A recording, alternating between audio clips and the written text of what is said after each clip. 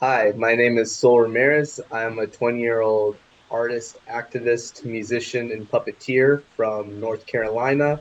And I'm also a reggae researcher, appreciator, collector, and really excited for our fourth and final entry with this main top ranking series. And we are indeed skanking. Greetings and blessings, one and all. This is yours truly, Daddy Lion Chandell, music and entertainment analyst and historian, otherwise known as the Roots Warrior.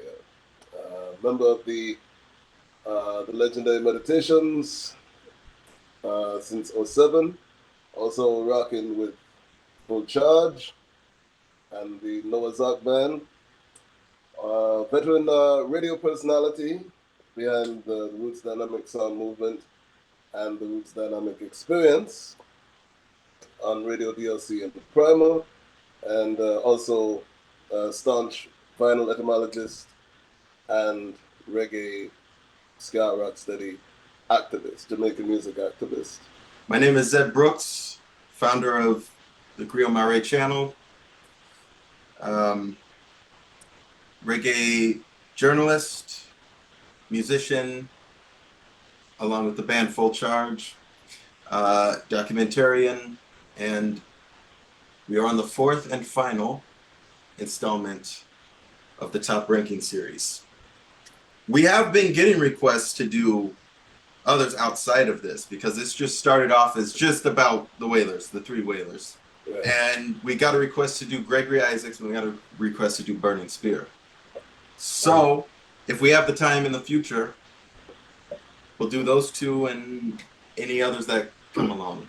It will be a challenge since their catalog is a lot larger, especially Gregory Isaacs. Yeah. Yeah, he's rumored to have over 100 albums. You would figure that certain entities would, with a certain amount of catalog, would have figured enough to put a decent compilation together when the time came. You know. Yeah. So the first album is the Wailing Wailers.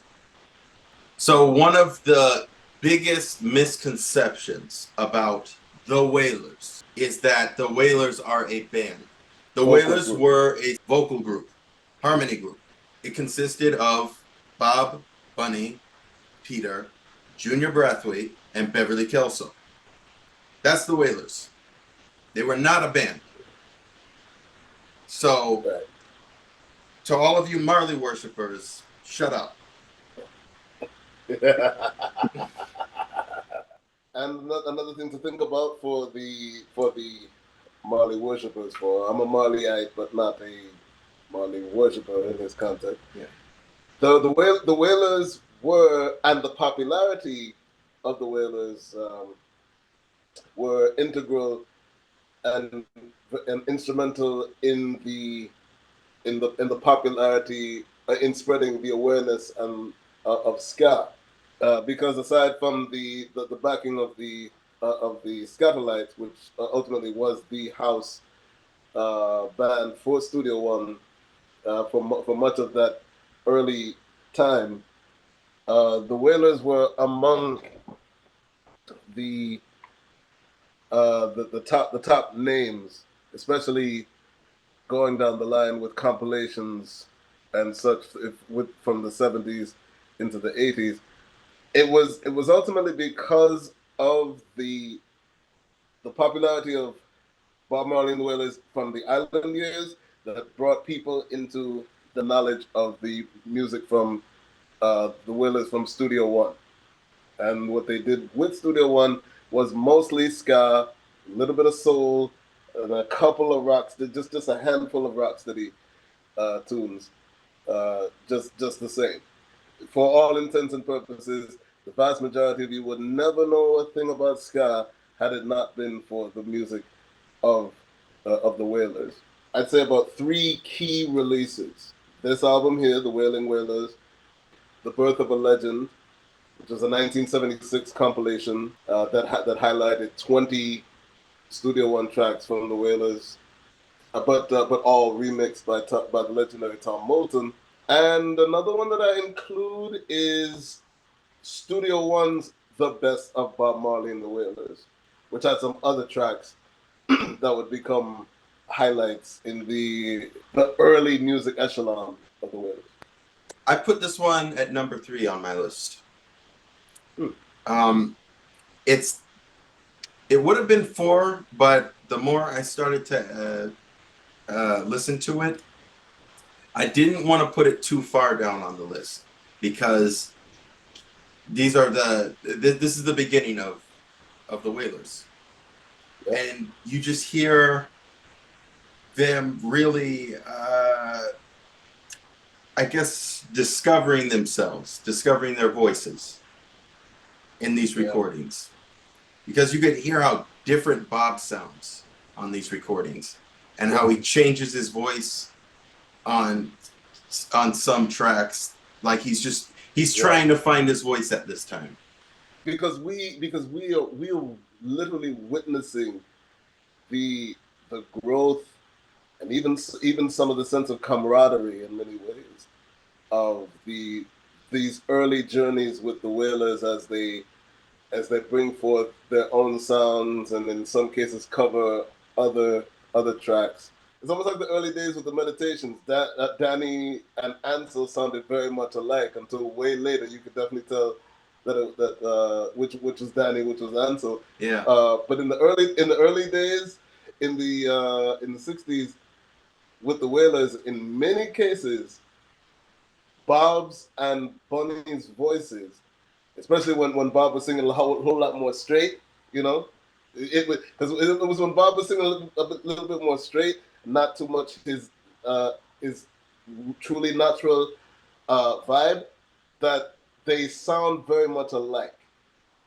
But down the road, of course once you get to know, the voices are a little bit more, you can eventually tell who is who, but still a lot of like and uh, similarity, it One I still could think of resonates from is those early recordings.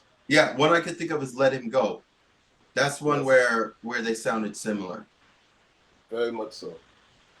For me, we're already starting it off interesting because for me, I have it at the bottom at 7 because Oh, to me personally, again, like Bob and Peter's catalog, there's not a bad album on here. I love and appreciate them for different reasons, but I think they just reached so much higher highs after this, and they are still working on things. And I think also musically it progresses a lot through the next several albums. I love the backing on it, but they are just very straightforward. What you hear at the beginning is what you're going to hear throughout the rest of it. Backing tracks, and they're great and they're high energy. Um, but just for me, the ska period is something that I listen to kind of out of interest and not necessarily to just sit back and kind of enjoy, even though I do enjoy it. But if I am to put on, one Wailers album to show someone, this one would probably be near the end of it, so that they can kind of see where they started. I also think just kind of listening to it with 21st century ears of mine, yes. uh, the vocals are to me just really really overpowered in the mix on the album, and there's times where like I can barely even hear the backing tracks with the music, and for me it's just a little too overpowered because you can see why they got the title the Wailing Wailers, because they're giving it their all on the backing vocals and on the wails and on the just the singing. This is very Harmonies. much, yeah, they're almost they're almost yelling some of their parts, and especially on Simmer Down, and on other tracks of the era like Magadog and stuff. I mean, they're just like almost yell singing and wailing really, which is super awesome. But even that at a lower mix is going to overpower some. So at the height that they have it, It's just sometimes the music gets drowned out for me. I love the harmonies. I really like hearing kind of the early styles that they had with, the additional female backing of Cherry and Beverly. I love that Junior is featured as well. I mean, we've heard the thing of I think it's Coxon saying that he believed Junior out of all of them had the best singing voice. But wait, but here's the question: what other songs did Junior do lead on? The only Uh, one that anyone knows on record, meaning on the historical record, was "It Hurts to Be Alone." right, right. That Well, you mean Junior Brathwaite is the biggest mystery of them all when it comes to the Studio One Wailers recording. oh, totally, yeah. Because literally, along with Cherry and Beverly, even though they were prominent when we heard them, we definitely heard them, but but along with them, Junior also went Junior. It was down to the core three Just as far as from that time leading. period, obviously not on the album. I think, just to jump ahead a little bit, It Hurts to Be Alone is one of the best ones on this album for me. Definitely. But Absolutely. Straight and Narrow Way, Habits as well, and Don't Ever Leave Me. You really have to dig into the overall discography Right. to even really scratch the surface of what they did. The Wailing Wailers was as iconic as the album is. It's literally a microcosm of the overall catalog. The way you and in many ways uh, for a package that was ultimately put together, supposedly in 1966. I cannot really blame you for your sentiment because there have been a number of scorchers from the Wailers that outdid a number of them that was on this album package. And in addition, this really is a compilation at the end of the day. It's still, at that point, that is what Right. albums are. When it's being released, that's what every album is considered, just, a compilation of singles. But I think looking back at it with the other ones that we have, for me, I think it could have been a stronger piece if they went into it with the plan of making an album. So here we have the original versions of "Put It On," "Lonesome Feeling." I mean, while "Lonesome Feeling" may not have, gotten the island shine, it is like literally like an essential part of Wailer's lore. You know what I mean? Totally. You find it somewhere every now and again if you're digging for Wailer's music. So they've done it up a number of times, but here it is. "Lonesome Feeling." You can hardly hear what they're saying though. This is true with the recording techniques at the time. You know, it brought along an amazing amount of uh, mystery as to what was going on, why it happened this way, and again, so we also have the original recordings of "Maga Dog," as you mentioned earlier. It was so. The one thing you gotta love about that original "Maga Dog" was the fun in it. Yeah, totally. That And you're just talking that about one, in general, right? Just of that time period. yeah. Right. Yeah. It was like that. That's definitely one of my all time favorite ska songs. Oh, for That sure. original recording, Yeah. and of course he work on it, make it even more legendary later. But everyone in there, the Peter, Cherry, and Beverly, and boy, man, "Simmer Down." The funny thing about "Simmer Down" was really I mean, yes, it was covered, but meaning that the Wailers. Well, actually, it was really Bunny Wailer who was really the only one that really covered it. The Wailers would do it, of course, in their all-in-one, but that's a medley. You know, we're not looking at medley. So it's like that was one of the only songs, in essence, that stood the test of time that they never had to go back to. Right. In essence, really. And that's the first song. Yeah. Yeah. There's to add to add some story to it. So Mhm. I think it's always just really cool seeing how, we're just lucky how things happened, the way they did, because Bob did not want to record Simmer Down. Bunny did. But Simmer Down was a track that I used to really emphasize on in our rehearsals. But Robert never too liked the track because it was a nursery rhyme.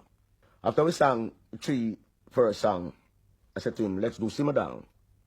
And him frowned. So I said, let's do Simmer Down. And Coxon hear me and him a converse and say, Simmer Down, let me hear Simmer Down. And he Simmer Down. As he just said, don't sing another line, come tomorrow morning. And it was played on the sound system the same night. It skipped along. We heard it from a distance, from down, because it's playing in the air, so we hear it, and it's like we can't believe it. Peter ran out of his bathroom with his soap on, naked, towel wrapped around him, running to try to come to us. We running to come to him. We all buck up, come together at one spot. Everybody hearing it. Crazy. Yes, I mean. And so for what it was worth, there was definitely a lot of quality that, as far as Studio One, would definitely be improved upon overall later on down the road. But for what we have here, for what they managed to make out of these are some absolute gems. I'm still waiting. Totally. Probably the pinnacle of Jamaican soul. You know, there's a Jamaican soul / R&B. There's hardly that many songs recorded from that time frame that were R&B made out of / soul made out of Jamaica that was appreciated more than I'm Still Waiting. Right. Mm. Very, very, very few songs ever to really have that kind of lore around itself, and Yeah. and it's become almost it's become almost the standard, especially after Delroy Wilson covered it in the '70s. Speaking of soul, they cover they cover the Ten Commandments of Love beautifully. That have love and affection. Oh, I'd say the one. Yeah. Absolutely, and this really takes you into the influence and really why they were the Wailers, why the passion that was coming through. Peter Tosh doing the old doo-wop thing. Dip, dip, Yeah. dip, dip, dip, dip, dip, dip. That you have to appreciate that above all. I would no. I would repeat the song not only on account of loving the song, you know, but to hear him do those dip dip dip dip dip dips, Yeah. Same. love that. Yeah, I'm a bit on the fence in terms of the ranking. You know, okay. it's probably between 5 and 6 right now. Wow, Probably I have between it on 5 the and 6. highest. I'm We'll see I'm what the comments say. yeah, I don't care what the comments say. Yeah. Well, also, with I'm Still Waiting too, I wanted to jump in and say that I think it's cool that I'm Still Waiting is on the first album that we're ranking, and it's going to be on the last one as well later on. Yeah. As we said before, this came out in 1966. The Wailers didn't put out another album until 1970. So during that whole period from like 67 onward was just singles. Right. So that was when they started the Wail'n Soul'm label, and then later on Tough Gong. And then, of course, Entel Diplo and Solomonic. I mean, my gosh, the amount of material that they put out during this time is unbelievable. Yeah.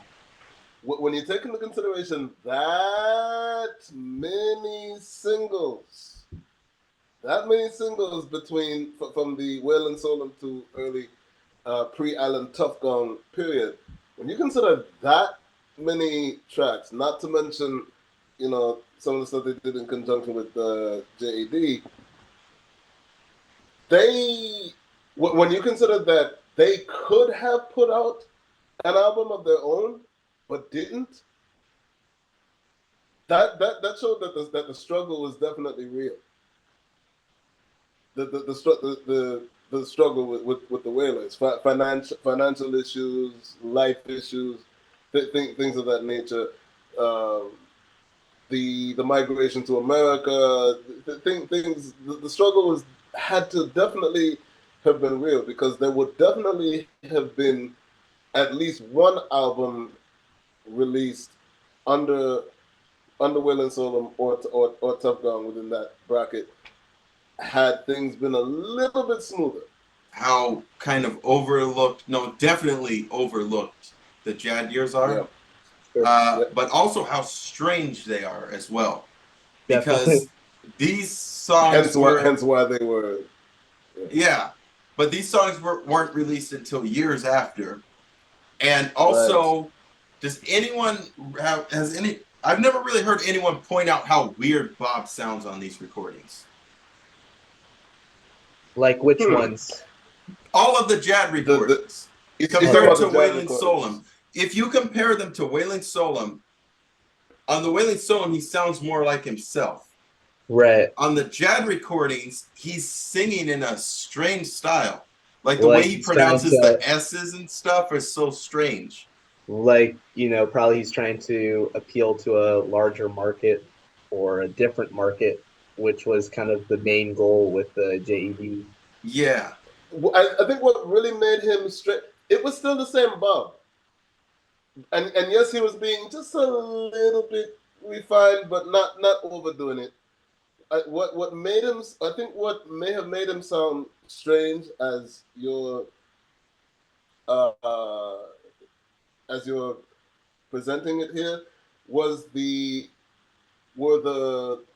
backup / harmony vocalists he had during those sessions, who were clearly not nowhere even close to you know, the Wailers or I3s, you know. Although I think Rita might have been involved. I could be wrong, but I think Rita actually was Rita herself may have been involved, but there were clearly other people that we were. Yeah.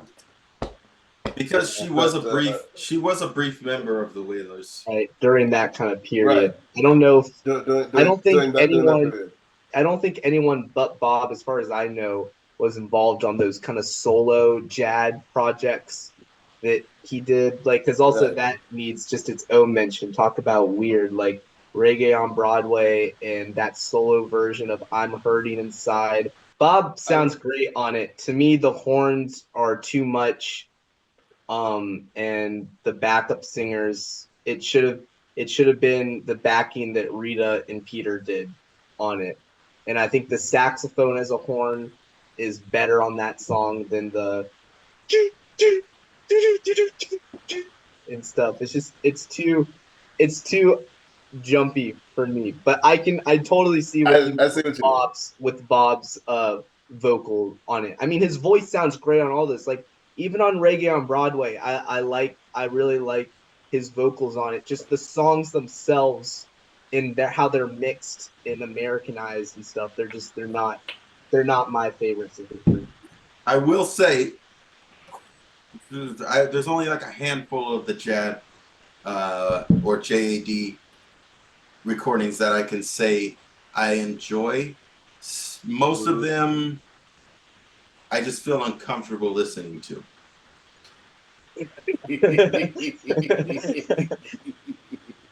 But okay, but you know what?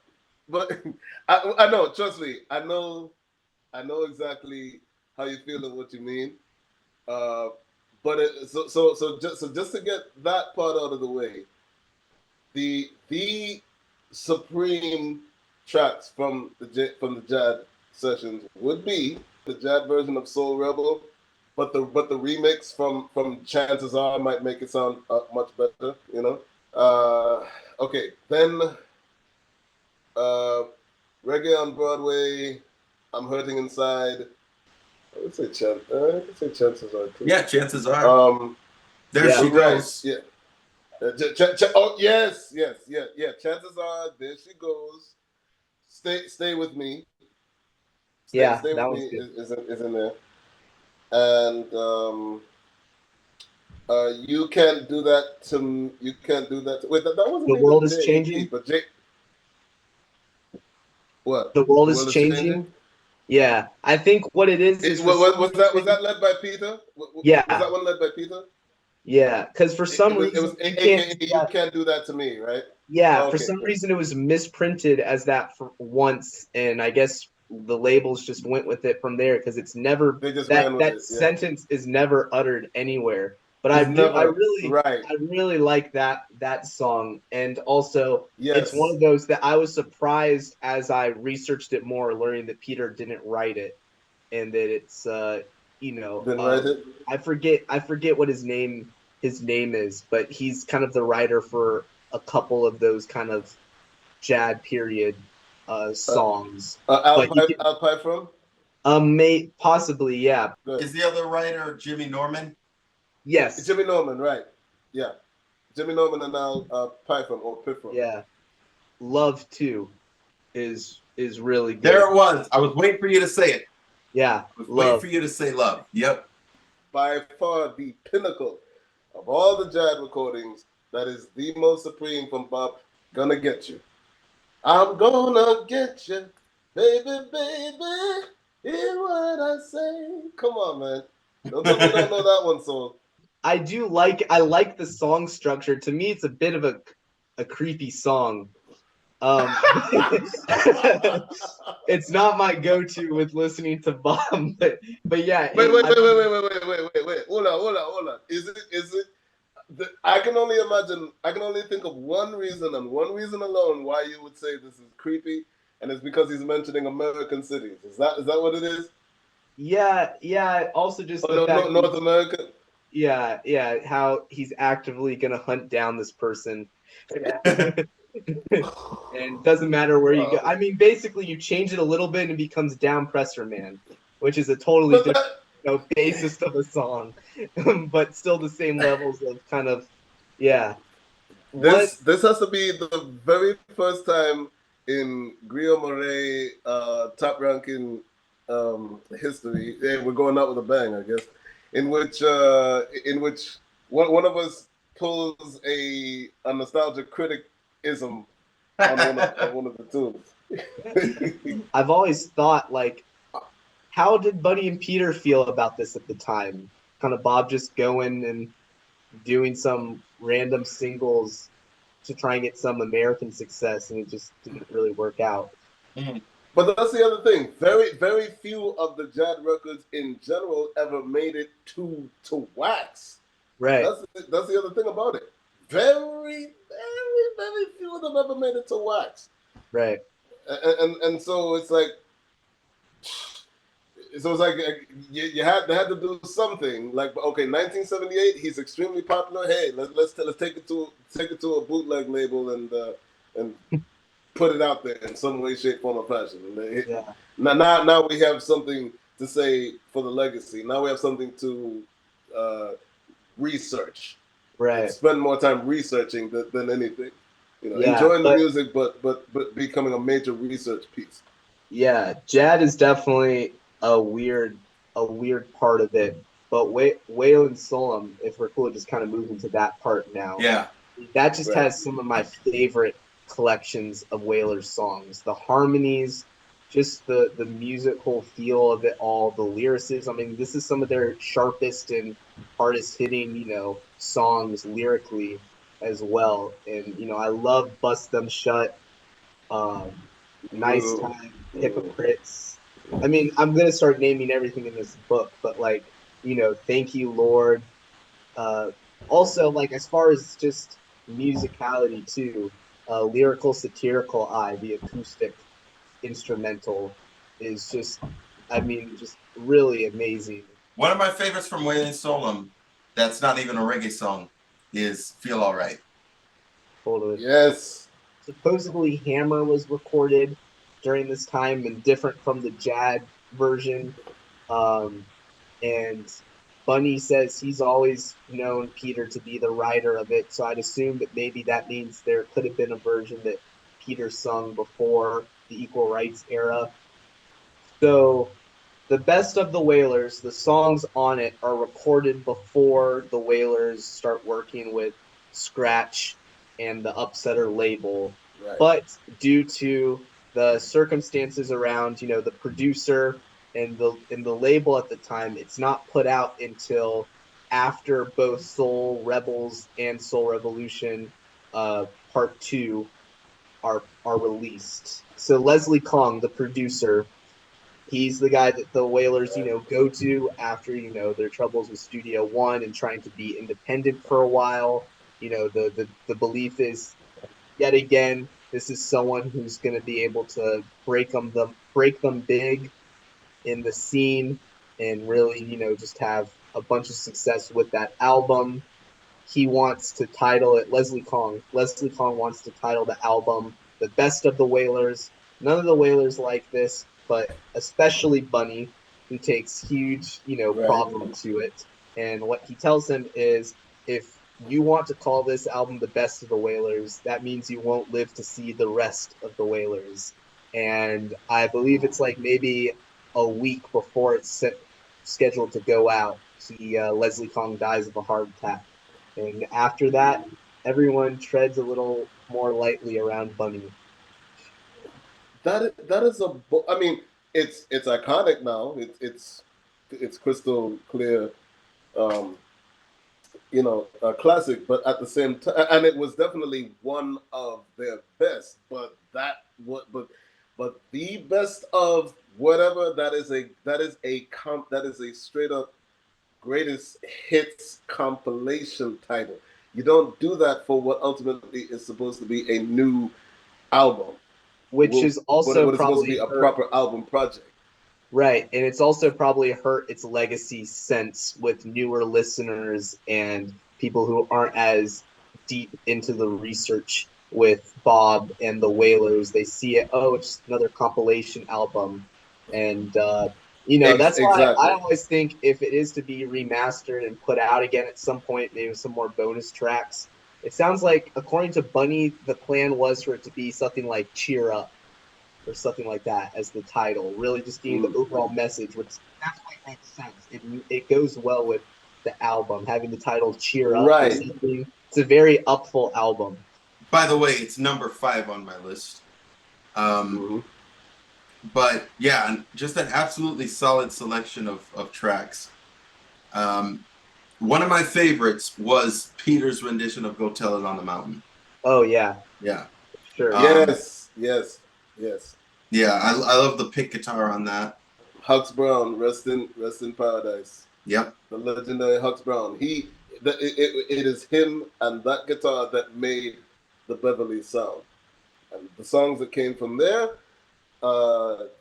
it made it, definitely put a highlight on the guitar mastery of Hux Brown and the Beverly sound. It's amazing. Caution. Damn. That was on my mind. That was right on my mind. That was the head turner. Yeah, they did say "hit me from the top, you crazy MF," but you notice there was no right there. Mm-hmm. You notice there's no What they said was "hit me from the top, you crazy mother funky." Yeah. But Trojan wasn't taking the risk. In Jamaica, the full song was released on single anyway, and in the UK on the Summit Trojan release, it was edited out. you know. That part was muted, you know. For me, I've always loved this album. Just the energy with it, the just kind of collective message of it all. I think it has some of the best just Wailer tracks. I mean, I love "Go Tell It on the Mountain." I love Mm. Bob and Bunny's backups on it too. Um, and also, what's cool hearing it is that, apparently that was just really already in Peter's repertoire when he met the Wailers originally. That's the kind of songs he played on, the corners with his Mm. acoustic guitar when meeting Bunny and Bob. The other thing too is this is the Wailers album with the most Peter led songs. No Bunny at all, which is, unfortunate, but um, Which is definitely, interesting, yeah. yeah, having the most Peter songs. There's a nice kind of back and forth with Bob for sure. I love Caution. I love Back Out as well. Yes, Soul yes, Captives is amazing. Soul yes, Shakedown Party. I absolutely. like this version of Stop That Train. Mm-hmm. It's interesting because when we're talking about the Mama Africa version for Peter's solo, we're saying that that kind of carries Right. a closer resemblance to this Best of the Wailers version than it does the Catch a Fire version. The Catch a Fire version, right? Yes, an overall Yeah. tempo. For me, it's number three. I put it as. I think it's the best of the early Wailers. You know, so with me, it's definitely. I was thinking three. I think it may be bouncing from two to three. You know, but like I said, at the end, I'll try to give as much of a final analysis because Yeah, because these albums in particular, it's kind of you know. You mentioned Stop the Train. It this was the first one then, right? yeah, For the first rendition of such, yeah. And it it kind of threw me for a while. It kind of threw me for a loop. The bouncy nature of it, in yeah, contrast to the other two. But I'm kind of with you. It's like when he gets to the Catch a Fire version, it's literally where you find him in a state of more contemplation. He's trying to figure out where to go next, and then by the time he gets to 83, on Mama Africa, it's like, okay, now we got it back on track again. right. So I'm definitely with you, Soul, in how you describe that right there. Caution, enough said. Yeah. Just one of the greatest of all time. Soul Captives, to it's another one very uplifting. Can't you see that that was the second? This will be the second rendition, Second. Second, Yeah. yeah. right there. But the definitive one, when you get down to it, you know. And then there's Soon Come, the first. Uh, I believe this is the first rendition of I Soon think Come in so. this Yeah, case. yeah. Mm-hmm. Cheer up, my brother. Wow. Uh, back out. And I especially love the bridge with the breakdown and not the bridge. It's the breakdown where there's a lot of organ right there, and you hear Peter and Bonnie going sweet soul music. So just sneaking in sweet soul music. I told you they were soul brothers, man. the they they were so actually right now as we're speaking like this, these all killers right here, 10 tracks, all killer no filler. I wouldn't be surprised if I'm thinking of this in like in pure context, right? I'm really thinking about this in pure context. Again, I stand by what I said earlier, and I know everyone agrees. You can't name an album the best of blank when when it's not of that nature. But at the same time, take into consideration that you can't complain about any of these tracks right here. Like Yeah. I figure this may have been where Leslie was coming from. May have been. He may have been coming from a more genuine place because he's realizing how much Killer, or in this case, Energizer, you know, these tracks are 10 solid tracks that are indisputable, even against the vast majority, because he's had many killers over at Beverly's, but it's like especially from this particular period, it's indisputable, you know. So that may have been where he was coming from. May have been. It's an interesting dynamic. So yeah, so it's definitely high in the list right there. Now we're getting to the Lee Perry years. This is one that I've always listened to, then left it, it came back. Right. And when I came back, it was even sweeter. This is the era that solidified that Wailers sound through and through. This is when Bob found his voice. This is when the musicians that were originally the Hippie Boys, which later became the Upsetters. The original Upsetters were, they basically consisted of Gladys All-Stars. And also during this time, Soul Syndicate did some work with Scratch. When Scratch told us to come to the studio, I didn't know that it was the Wailers going to be there. So when we go out around this, Baba show the guitar up and sun is shining, for play. I never used to play with my little finger, and I couldn't play it. I couldn't understand how it go and thing. And Bob get vexed with me, but I get back aggressive back at him because somebody, me not care who he is, come at me, me I get back to you. Eventually the argument cool down and the song record. And that was the history of that. Sun is shining, Lee Scott Perry. Now there's a next song that we did that people don't know called Duppy Conqueror. Mm-hmm. Now, when the song released, it came out as Mr. Brown. And Lee Scott Perry re-record over Duppy Conqueror with Family Man then. So the one he had with Duppy Conqueror, that's Family Man. But when he hear Mr. Brown, that rhythm was made for Duppy Conqueror, that never make for no Mr. Brown. I spoke to Burnin Wailers after, a while back, and he was saying, after the rhythm was made, them listened to it and it never really fit all of what they wanted. So, at the time, the Upsetters, which was Carly and Family Man and Glenn Adams. Yeah. And Reggie. And another guitar player. They went back in the studio and redid it. But they kept the original one that we did. So we go on the Sun is Shining. Scratch Perry come in the booth and say, "If I don't want to hear none of that, chick. I just want you to just do this drum and this drum." And then he walked away. And then he turned right back. You know what? You might make a mistake and touch it. He took away the hi-hat. So now I don't have a hi-hat to play with. Right. And if you listen to that song, the original version is just snare and kick. Lee Perry is not a tall guy, you know what I mean?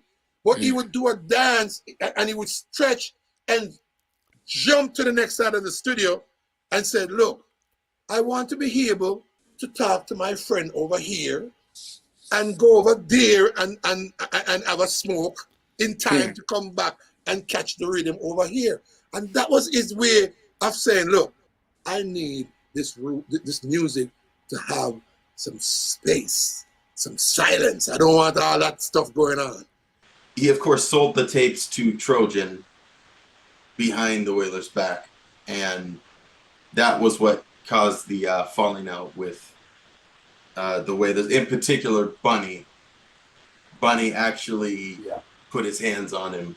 And the acid story too, right? That also kind of contributes to that anger about how, they're having a meeting with Lee Perry about this stuff, and Peter sees this little jar on the table and he's kind of messing around with it, and Lee Perry's like freaking out. He's like, "Put that down, don't mess with it." and they're kind of all like, why? Like, what's up with it? And he's saying, you know, it's acid. It's the chemical they use to do the record cleaning, right? I believe it was. The stampers. Right. Yeah. Yes. And he's like, I have it here in case this discussion gets out of control.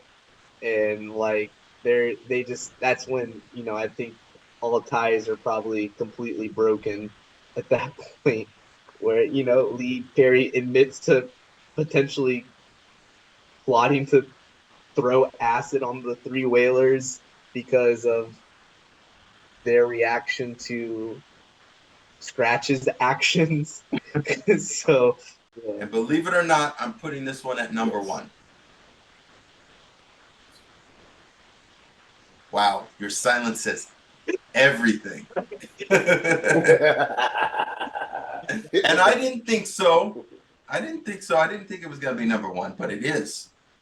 And it's really just because this is where it all kicks off. The way these particular recordings are done off of this one album, the way it's mixed, it has this dark tone, this spooky dark tone. It's like the sun is about to set, and then everything, you know, goes into darkness. It has that kind of atmosphere to it. What's interesting though is to just the tonal shift from the Best of the Wailers to Soul Rebels. Just, I mean, they're opposites. It's like, yeah, it feels like one, the sun is shining as bright as it possibly can, and then you're in like the twilight zone for Soul Rebels. Yeah, I wouldn't necessarily. That's a funny thing. Light and dark, but not necessarily. It's an opposite dynamic, but not like 100% complete opposite. It's right. Something. The environment that's been created by the Upsetters, right here. Mm-hmm. The land of the Upsetter, where everything gets more sticky. You know, it was Rita who notably, I'll never forget it, described the production style of Lee Perry as sticky, and she was 100% correct in that particular regard, because you can feel it. 400 years, the best version, hands down. Hands down. He sounds like just like a ghost coming out, legit, like a ghost coming out of the grave. Just like it's just, whoo, it's chilling. He puts the Scrooge ghost to shame. Yeah. Yeah. I always get chills when I listen to it. It's scary. As a matter of fact, you're talking about three voices right there. So all of them coming on at the same time. 400 years, 400 years, 400 years.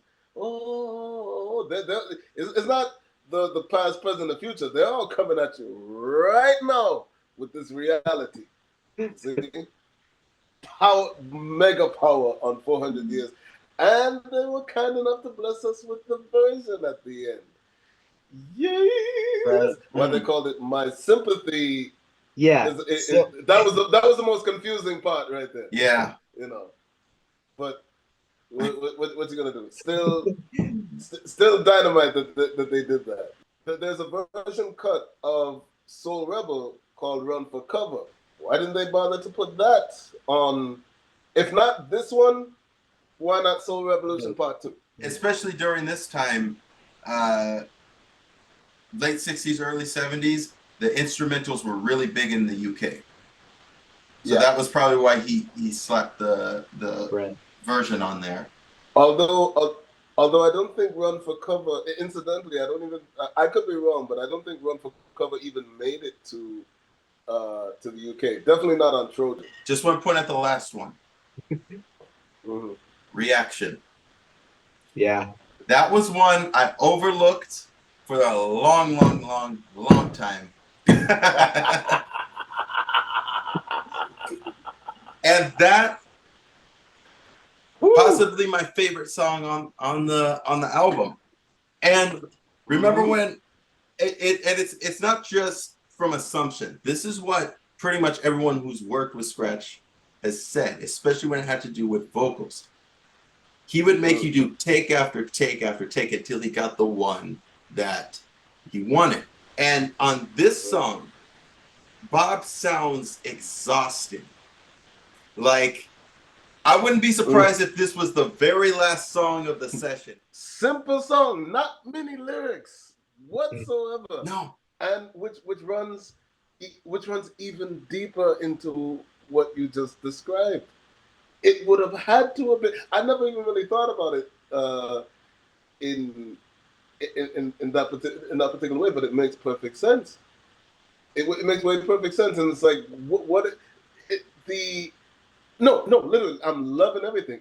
It is a top favorite track of mine on this album. Definitely one of the all-time best in the Wailers' Upsetter legacy. One of the shortest songs they had, unfortunately. It's pretty short, relatively short. But it was like, oh, and very, very dark. You want to talk about a dark environment? This one definitely gets you there, and so you really want it. Perfect for a rainy day. Mm-hmm. Perfect song for a rainy day reaction. But then it came out so beautiful and everything. Yeah. It's like something like this could have only happened in reggae and could have only come. I mean, the magic is still in the Wailers, but this is definitely something that could ultimately only come from scratch, from Lee Scratch Perry. Yeah, The way this happened right there. No cows, no nothing, just pure wailing vocals, and then also even though this was a phrase that was already coined, in regards to energy, because it's about every little action there's a reaction. So that's a quote regarding energy, which you said earlier, Sol. Yeah. Right. But how interesting that he would eventually use this, take that same line and incorporate it into the 78 version of Satisfy My Soul, aka Don't Rock My Boat. Mm-hmm. So another seed is being planted amid all the exhaustion. Yeah. For a really long time, I was actually, I don't necessarily know exactly like you said, but I had it's like a double disc of just like all the Lee Perry stuff. But the thing is, I think I listened to it so much and grew so familiar with it for a while. I just wasn't super interested in listening to the Lee Perry years. And I got a little bit of a little burnt out from it, and that's also as I was discovering the Wail'n Soul'm stuff and just kind of appreciating a different era of them. But I mean, these songs are just incredible, and I've been thinking about it so much. I don't have a really super fixated ranking for either the Upsetter albums. They could go either or for me just based on a handful of songs. But I think the more I think about it, I think I would possibly, if I had to pick, I would give Soul Rebels number 4 for me. I put, obviously title track 400 Years. I put Cornerstone and Rebels Hop as some of my favorite ones. I love how groovy Rebels Hop is, and I really like the backing vocals. I like that it's a bunny-led song as well. I guess it probably gets overlooked these days, considering how much more attention. Because if you notice, because all of the attention on Marley music has now been more so focused on the Tough Gong Island years, and for much of which, for what I can venture to be rather disingenuous reasons. which will be another story altogether. But I'm talking about in terms of the collective public. You know, where the collective public is concerned, you know, we're not seeing as much overall Wailers music emphasis as we did back in the late '90s and 2000s. Right. You know, Right. the collective public is where they are with Bob Marley is just the stereotypical, you know, limited, you know, one love kind of sector of, I mean, attention span. You know, that's where we are. Their whole thing is Bob only had one album, which was Legend. Exactly. Yeah. Okay. On the flip side, though, while I do love the No Sympathy version, I think Peter does a better job with it later on with just the Legalize It album. I enjoyed that version of No Legalize Sympathy. It, yeah. Yeah, I enjoyed that version of No Sympathy Right. more. This one also kind of has a bit of a chaos to it with the backing vocals. And I think the haunting voice works a lot better on 400 Years than it does on No Sympathy. It doesn't, while I do really like it, it's not the best version for me of the song. So the musical arrangement is much more straightforward from the 1970 version, but the Peter, the lead vocal, I mean they're pretty much both straightforward, but what I mean is the environment is a lot more quiet. You know, it's more situated, I should say, on the 76, Right. On the 76 rendition. You know, and Right. of course for those who may already know, there was the outtake from 1973. Right. It didn't make it to Burnin. So they were definitely in middle ground in that particular case. Which is actually my favorite. Yeah. Oh, really? Yeah, out of the three, that one's my favorite. Oh, yeah, that's interesting. Oh, well. I will say though that my favorite version is definitely the original 1970 version. Oh. Because there is because of that haunting environment. It's not, right. Like I said, it's not really a lot of chaos with the vocals, but the haunt is there, and it really brings the environment close to home because he's talking about, you know, no sympathy. He is talking about his sorrows, and it's emphasized in the rather low. If you notice the harmony vocals are a little bit kind of mid range, kind of low, like not overpowering. You know, right? Not overpower, not as noticeable, yes, but not Wailers noticeable. Right. If you get my gist, you know. So it really says a lot. But the thing is, when he gets to 76, he really gets it all out.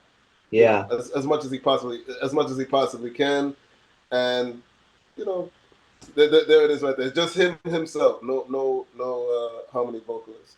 And that's interesting. I think that's interesting, and also just the tone in the singing in the Soul Rebels version, he sounds angry. The Legalize It version, he feels a lot more reflective and more so disappointed by what's going on. But a lot more definitive on the situation. Like he's been like okay, this is where I am. This is how it is. But I'm kind of surprised to hear you say that regarding the Soul Rebels version, because he's a lot more calm. If you notice, I mean, he's shouting it at some points. He's shouting at some points with it. Toward the end, yes. Yeah. Which that was the part that really resonated it for me. Right. More so than it feels where I can find some pieces. Right. Yeah. When that happened right there, that's what it's like his anger's building throughout the song until that ending point where it's just a boiling. And but yeah, who knows? I mean, maybe I guess in some ways the trajectory of his career at that point it's making sense. He's a lot more reflective, like it's just happened in his first solo album, versus as he's still going through some of this stuff with the band, just a couple years out from being, on his own. So yeah, it's interesting. And then also, if I had to pick, just because these ones are so kind of close together, Soul Revolution and Soul Rebels, I think Man to Man would have been really cool to have on Soul Rebels. Whoa. Whoa. Damn. Oh, you really picked a solid one from there. Yeah. But you want to know something? But you want to know something interesting? You want to know something? Because correct me if I'm wrong, but I don't think Trojan ever got a hold of that one. Yeah, it looks like it was only Jamaican. Oh yeah. I don't know how it didn't make it on one of the albums at that point. Try Me has always been the most interesting track, in that he's definitely going for something of a soul nature. Like in itself, the title, because when you feel something in the execution of the song, you can almost tell that just the title "Try Me" and the fact that he's singing that was inspired by the James Brown song, but only the title. Nothing of the song has anything to do with the James Brown song. It's All Right, which would come to be known as Night Shift in '76. Love that one. Mm-hmm. Love it's All Right. A key example of the sticky upsetter sound. It's like upsetter reggae funk. Like they were really getting funky with it right there.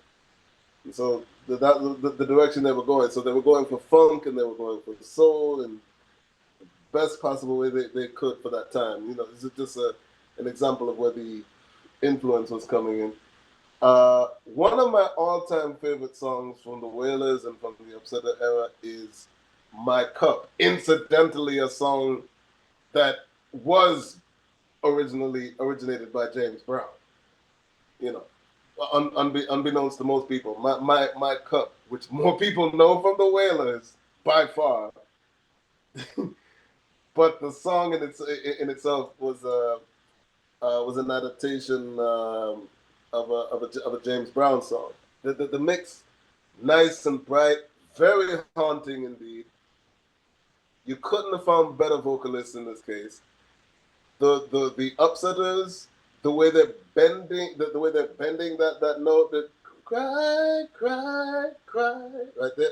But the thing is, it's not even as much them.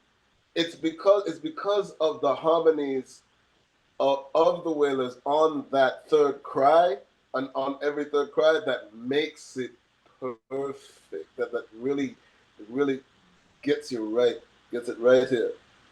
Deep in the heart, deep in the soul, man. That is a song for repeat, hands down. Cornerstone has become Cornerstone has become kind of one of my theme songs in many ways. It's like when you hear Cornerstone, you kind of hear for you kind of hear like hints of Bend Down Low to a degree. Just really from the doom doom doom doom doom doom. Yeah. So subconsciously, for those who are like real, Marley Wailers heads, you get some of that, reminder of Bend Down Low to a degree. Definitely within, again, definitely touching top territory.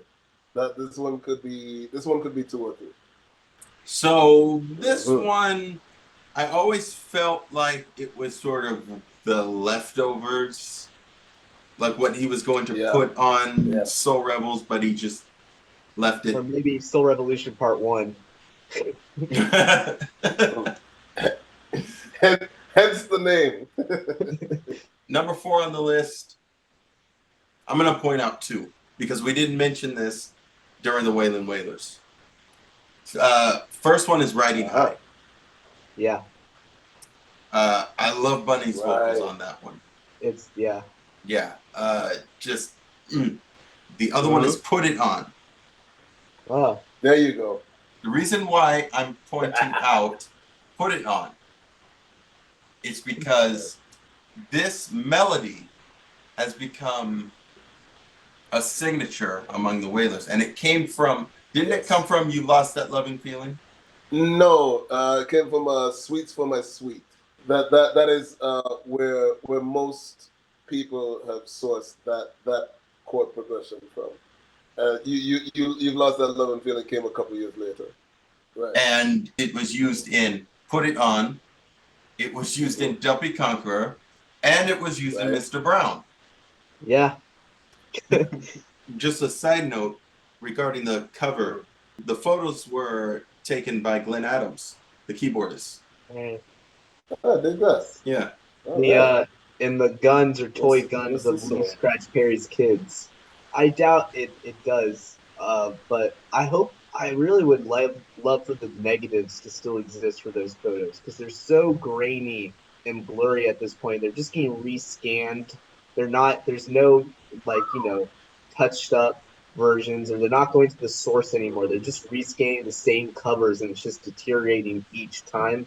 And they're such cool photos. I was really debating on Soul Revolution or Soul Rebels for the fourth spot. But I think after consideration, I put Soul Rebels. And Soul Revolution is going to be at my 5th. I definitely get what you're saying. There are a lot of songs on here for me that just don't connect as well. They do feel kind of like it's what's left over in some ways.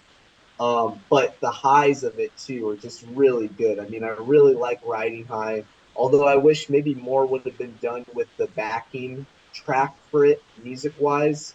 It is good, but it's very bare bones, and not necessarily in a bad way, but I could have used more than just kind of the bass and the I agree. drums, really.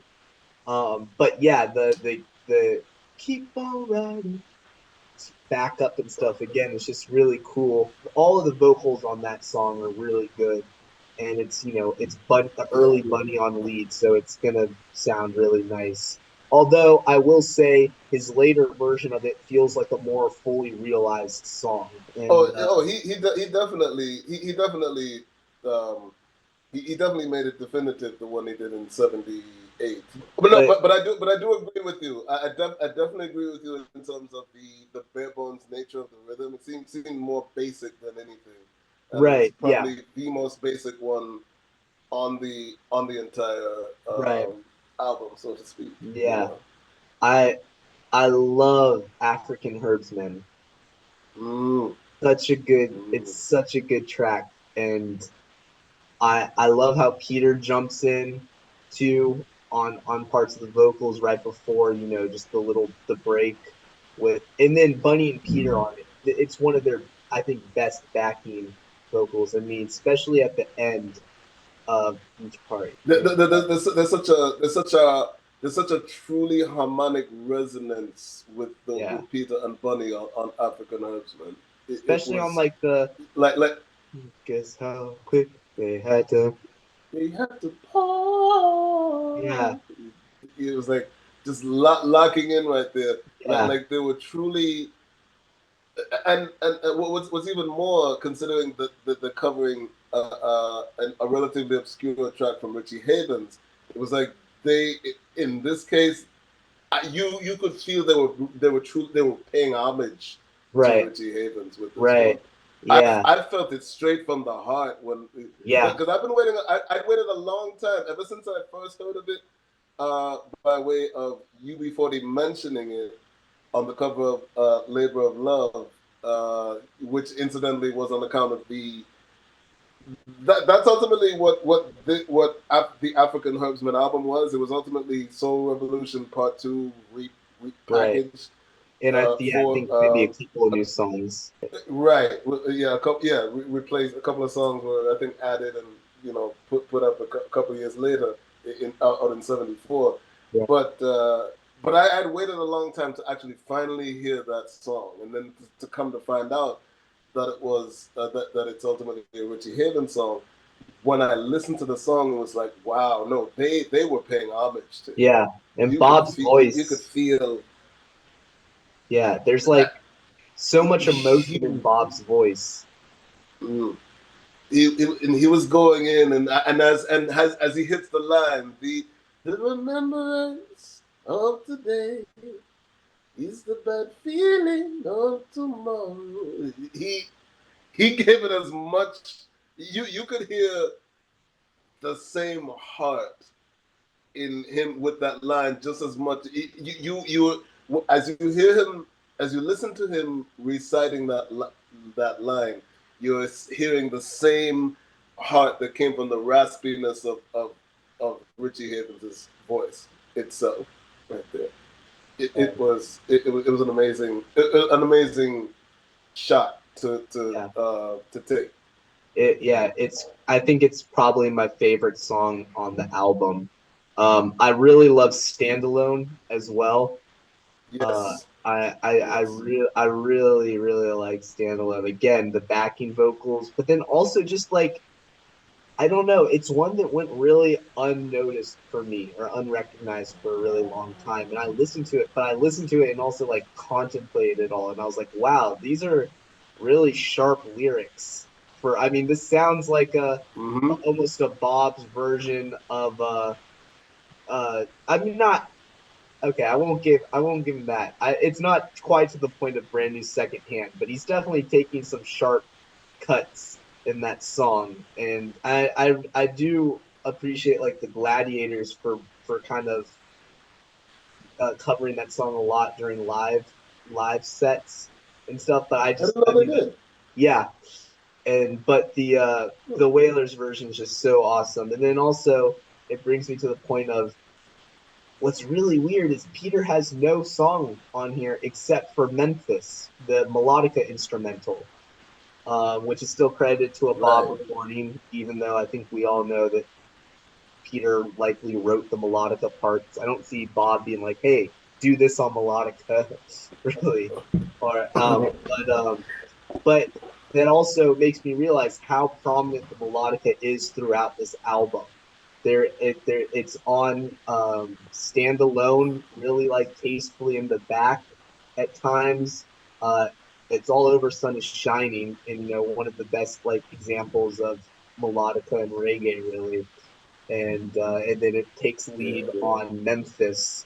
But yeah, it's definitely it's interesting that Peter doesn't really have a lead track, but that brings me to Keep On Moving as well.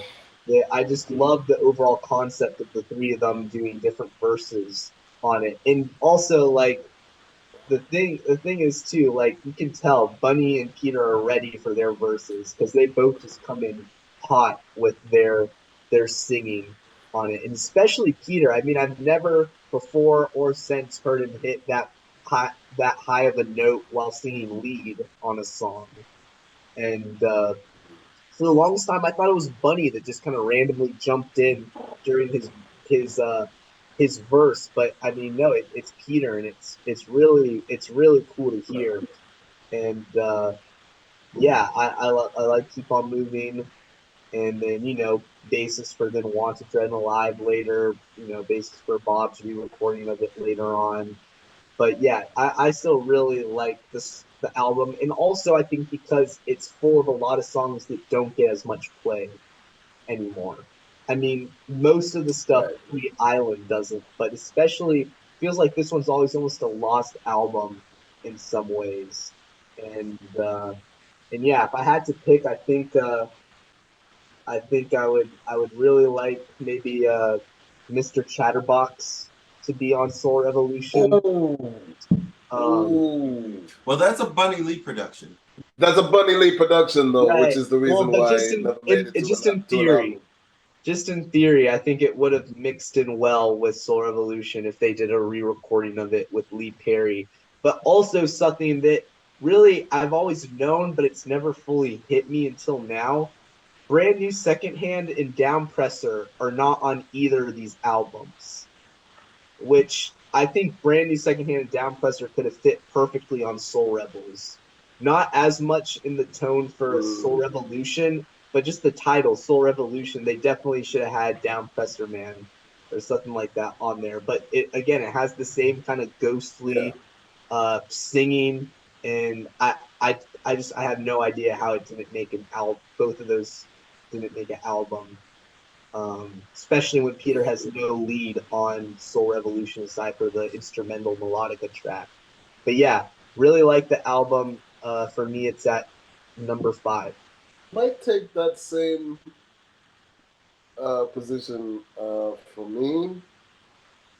Yeah, it's when you get down to many of the songs, it's been said by Zeb and by Soul that it seems like many of the other stuff were were leftovers. Now we still have mostly killers on this one, you know, but when you get down to the tone of some of these tracks, like some of the songs that, as far as the Lee Scratch Perry era, are probably among the most overly played, particularly "Don't Rock My Boat," the original "Don't Rock My Boat," and and uh, and "Sun Is Shining." Stand alone, definitely a solid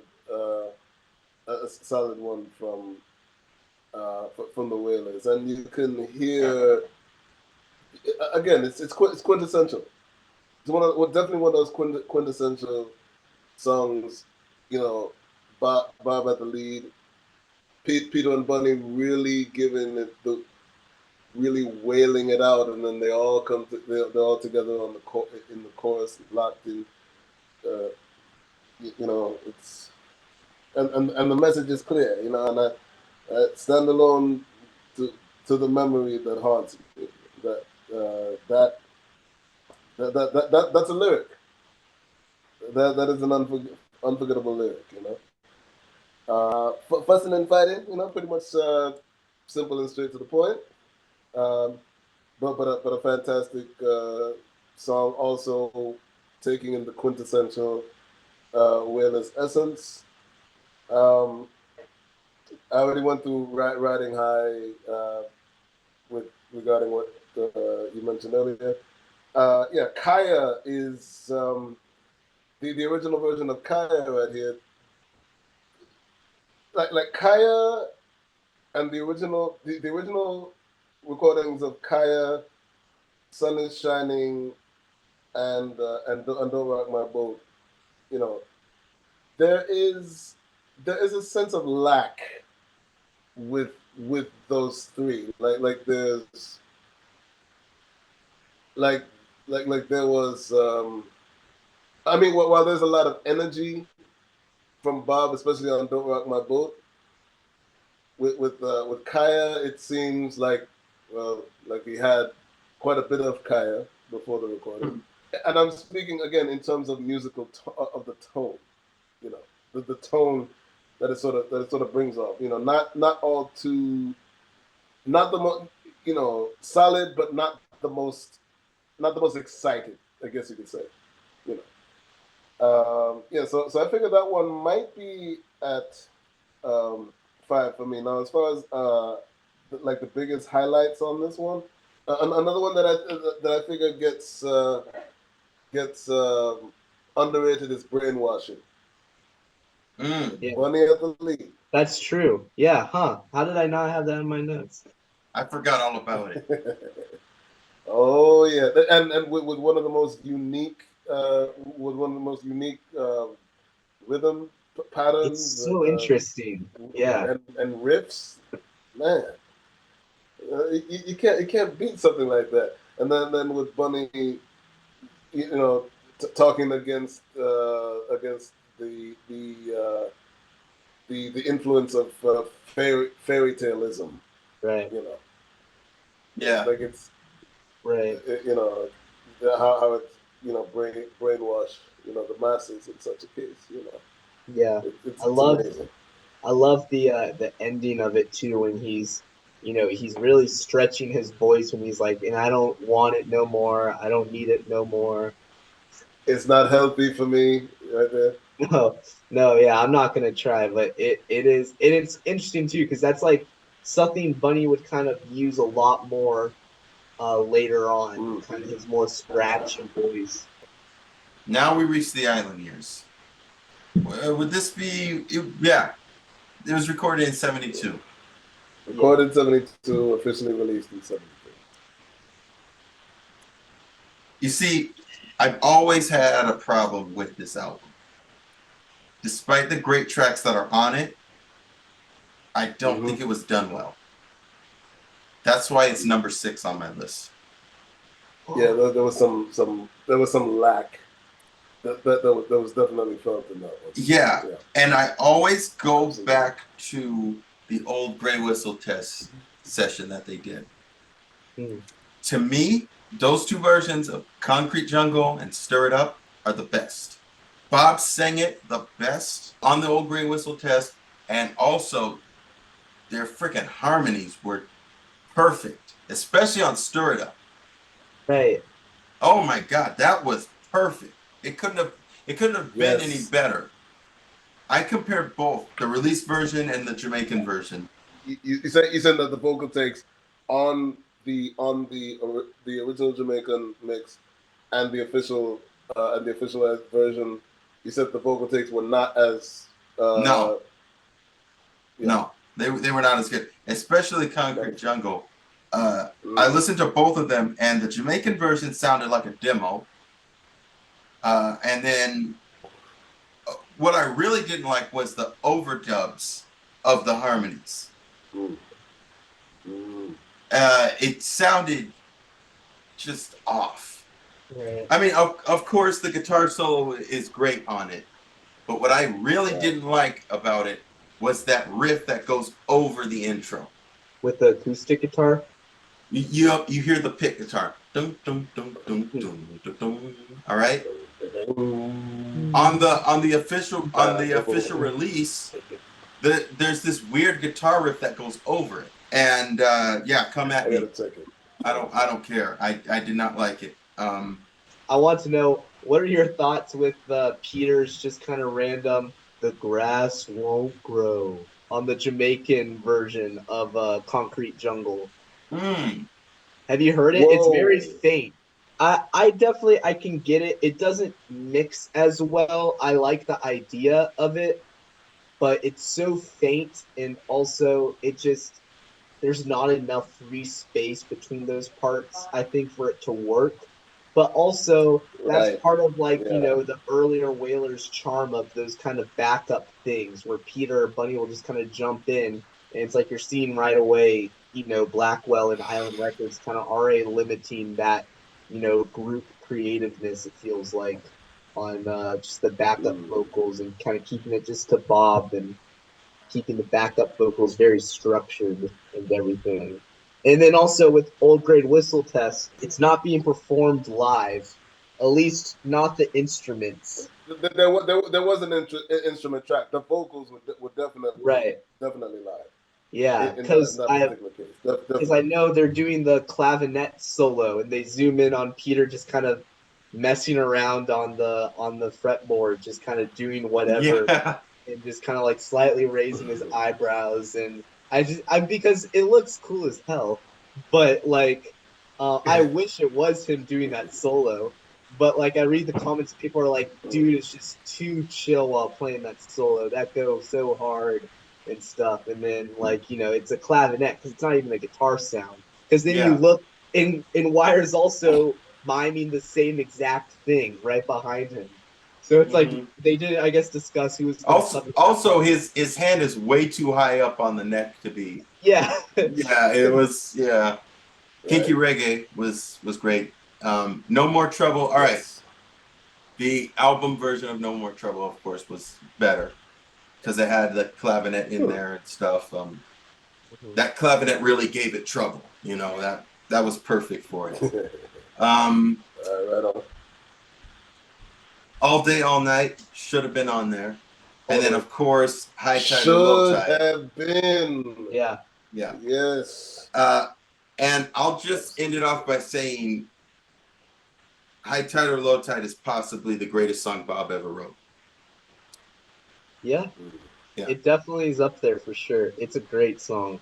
I have it at number 2, just because, it could be a casual ranking. I know I pride myself on the deep cuts and having, the research, but I do definitely fall into that. The Island years are just a total different era, and I think it'd be one thing if some of the mixes in the older albums held up a little bit better still in some ways, but I like the more modern touch on those last 2 albums for sure. And I love Concrete Jungle. I mean, I haven't listened, I guess, hard enough for that weird guitar part you're talking about, but I just love that intro. And I remember Roger just saying, like, could there possibly be a better intro to introduce the Wailers to like this mass, American European audience? Really, just that building to the start of it with the, I mean, it sounds so good, and the backing vocals on, you know, the whole song are great, and especially on the, the jungle, jungle, jungle part. It I've always loved the screeching they're almost getting to on that. And yeah, so Concrete Jungle I love listening to. Slave Drivers is a really good song. I kind of feel like I prefer the live version of it from that era more at times. I do like this one, but there's that I forget where, if it was just throughout, there's that weird kind of break where it just goes to the harmonizing. Yeah, after And the yeah, first and it's after always the felt a first little round. weird to me. Like it felt like a random just kind of break in the singing or the lyrics. Both Stop That Train and 400 Years are played a lot slower than their original versions for sure. And it's an interesting decision. 400 Years, it definitely does kind of have, in a different sense, because so does the original, but it definitely has a different type of kind of militant vibe to it with a slower pace. It has its own kind of hauntingness that's different from the Upsetter version. I like Stop That Train as well. It is a really interesting approach to change it kind of more to a ballad than on the first and last recordings Than a of it. straightforward. Yeah. I'd say if I was to, I don't know how you feel about this. I could be walking into some trouble saying it. I don't know. But if I had to cut a song in order for All Day and All Night to be included, it'd be Baby We've Got a Date, hands down. I agree. It's the most just tossed in their song, and they could have gave something to Bunny. They could have gave another one to Peter or something, or just also put in All Day and All Night. Because if that's the reason it didn't make it, that's like the worst decision. So wasted. Yeah, it's such a. I got. It still has the Wailers magic to it. It still has Bob, but it's such a just basic track out of all of these. Baby, We've Got a Date. It's so out of place on the rest of this. Even with kinky reggae and stuff, it's just a random little poppy like teenage love song kind of thing, and I really could have. It didn't need to be on an album. It could have been a B-side. And also, I think the I3s work a lot better on No More Trouble than Baby We've Got a Date. It's interesting doing the Wailers on the deeper parts, lower parts, and then the I3s on the higher parts for the harmonizing the backup. But I don't know. Overall, it's too clean and too, I don't know, just a random love song thrown in there. So that one definitely could have got cut. Steer It Up, it's a great song. I don't listen to it too much just because it's overplayed for me. I like this version of Kinky Reggae, but I like the one that was recorded for the The John original Cage sessions. I like that one a little bit better just with its overall presentation. No More Trouble is cool. I like it. I think it feels random though with the i3s being there. It's like because they're not on anything on Burning, if I'm correct. So it's just this and like Babe, We've no, Got a Date, right? not. Yeah. And Midnight Ravers, it's good. I like the kind of more amped up version live though, where it's like kind of Peter does this kind of cool little like throughout the whole live version, and it just feels a little bit more like it's really driving and like it really kind of connects more with the ride on of the kind of the chorus. Yeah, for real. Get Baby We've Got a Date out of here then. A Rocket Baby. Like that I don't I don't know. It had to have just been Blackwell being like, well, they need a good love song in here for it to get. And that's where All Day All Night comes in. What the hell? Yeah. Oh my gosh. Yeah. Comparing the two, I mean, and then also again, I'm not necessarily saying this, even though I kind of am.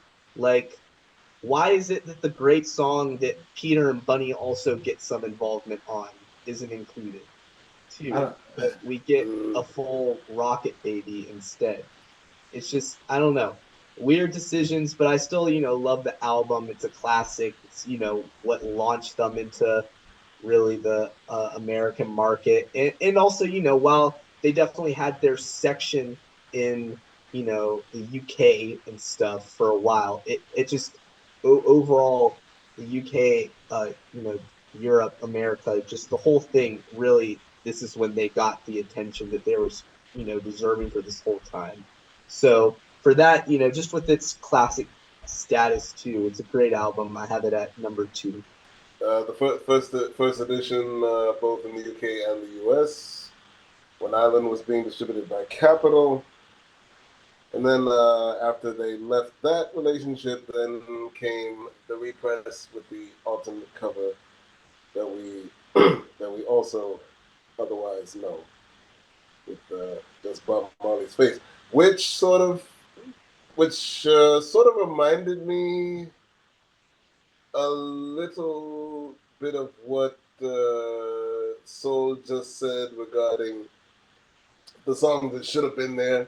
It was like Island didn't have much of it. It didn't have any excuse. They really did not have much of an excuse in terms of having those 11 tracks, those full 11 tracks on there, because it did not degrade. Having those 11 tracks on there would not have degraded the sound quality, So that's one thing to think about. But they were clear. But obviously, when it came to the idea of, okay, we're gonna try to break them into the rock market, yeah, that was definitely where they were going. Which at the end of which was definitely, beyond the shadow of a doubt, was why All Day, All Night, and I guess you could say, I mean, there was really no excuse to leave off High Tide or Low Tide in that regard either. But then again, it's just like anything when it comes down to grassroots black music. If the contention is that this audience is not cannot relate to it, or we don't want it to resonate to that audience, then that's what's going to happen. Now let's go from the beginning. Let's go from the beginning. Who's the one who said what better way to bring this? That was Soul, right? With I will definitely say that for this particular rendition of Concrete Jungle, it was by all means an introductory arrangement. What they were going for ultimately, Chris Blackwell is co-producer on this one with the Wailers. So that's definitely what he was going for dramatic effect.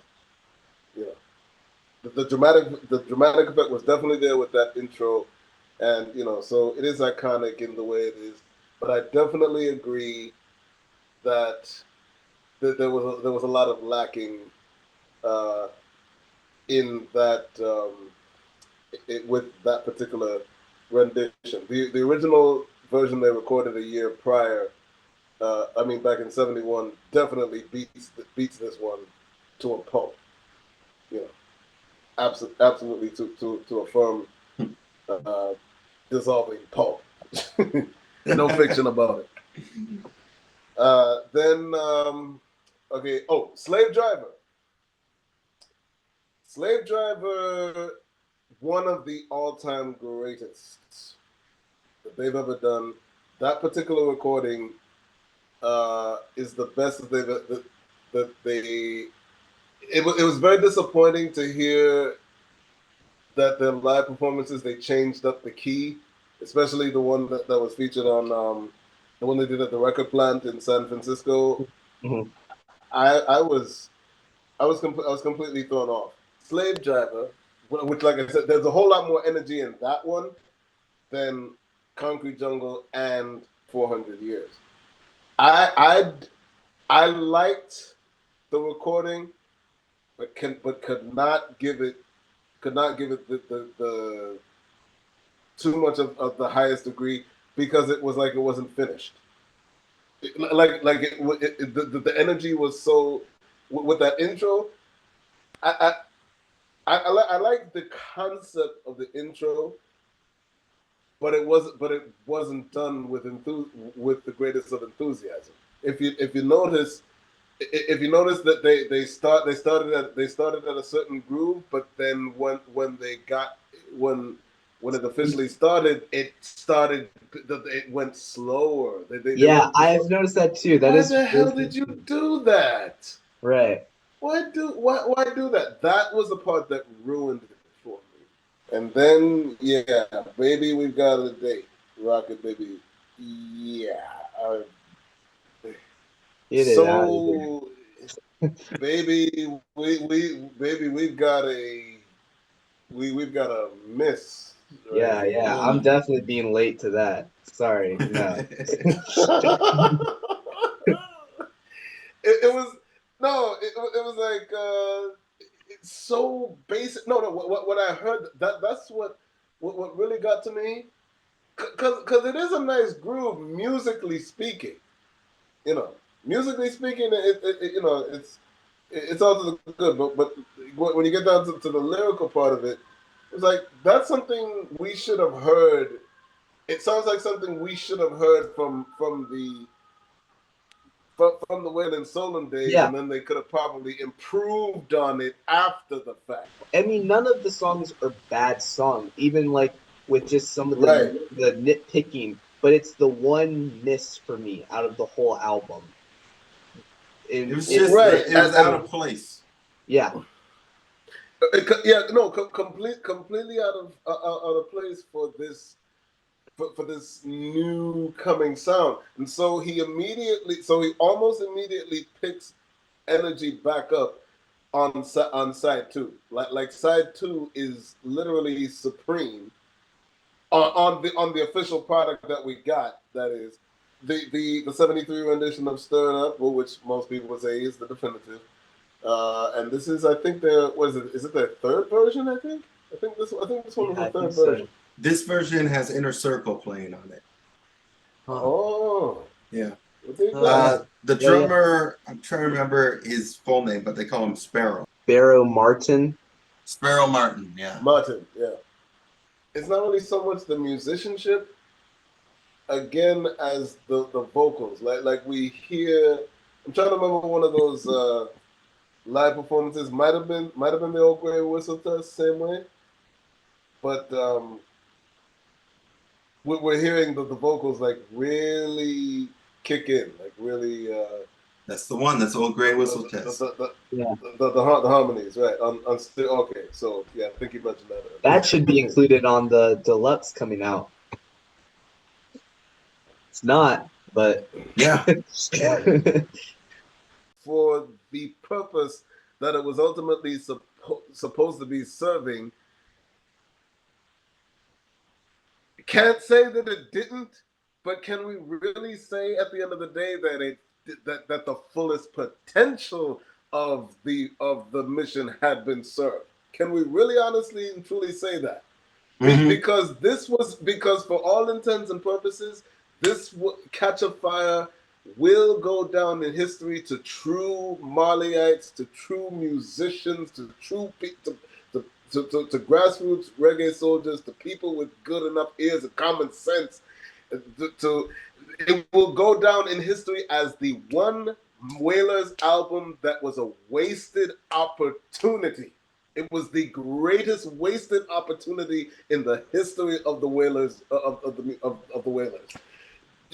Baby, we got a date. Which, by the way, was released on 45. It was released on 45. You could have just had it right there. I happen to have a copy of that, and I'm glad to have it be that way.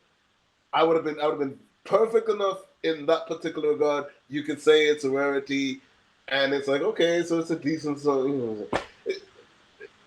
It did not need to be there on the album. No. No. We've said it numerous times. I'm emphasizing it. Baby, we got a date. Rocket Baby was. It wasn't even filler. It was fit. I can't. We were first introduced to the full album in 2001, only on CD. 2016, Japan is the only part of the world that gets to have a vinyl copy of the original Jamaican version of Catch a Fire first. Then we get the announcement in 2021 or so. During the lockdowns or so, which I guess that would make it 2020 actually. Mm-hmm. So Tough Gong was opening their manufacturing plant again, and they were going to do all they were not only were they going to reissue the entire Marley catalog with the records pressed in Jamaica, but for the first time, they would release the original Jamaican edition from with the pressing from Jamaica, and didn't get released until March of this year. Another interesting thing is on that pressing. Mm-hmm. 400 Years and Stop That Train are credited to Bob Marley writing credits. On the 2023 release, Bob is credited for 400 Years and Stop That Train. There's no way you make that mistake. Every single version before it has had the right call. How does the 2023 one that also now has the Marley cover get changed to a Marley composition?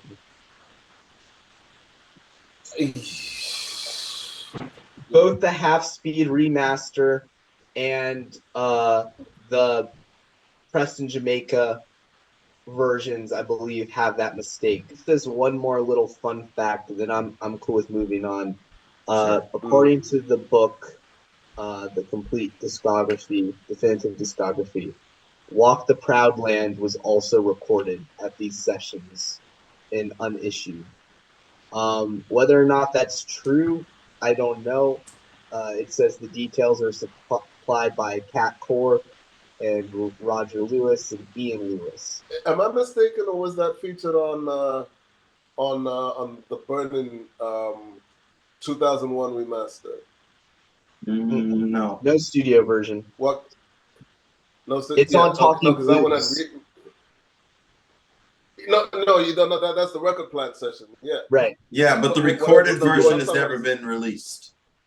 Never been released? Okay. Yeah. They don't even know if it exists or not.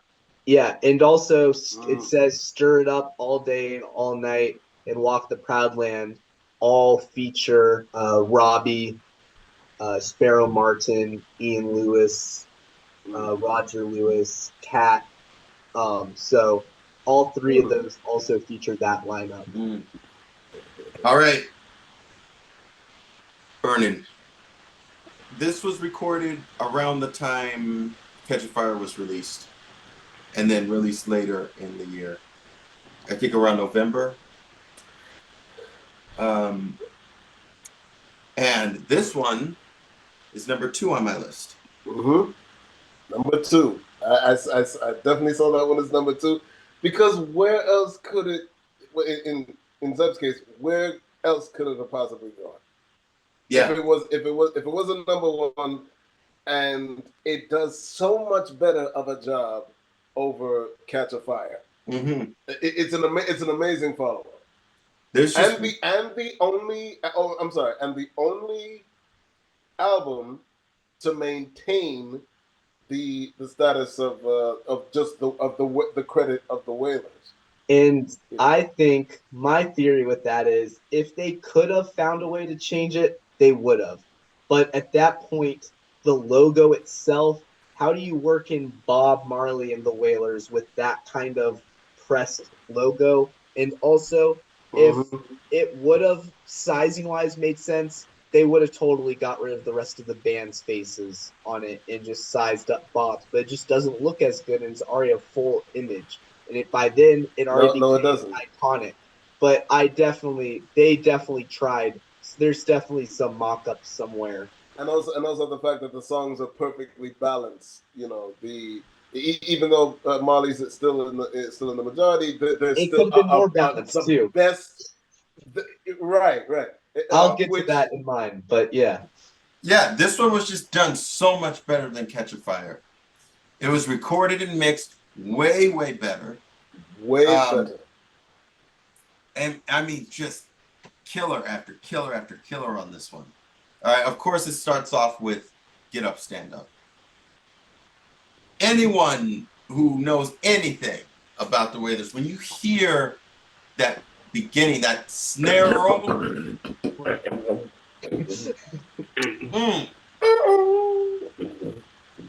that right there, all right? And then also just hearing Bob and Peter singing in unison. There's such a presence. In unison. There's so much attack on that, you know?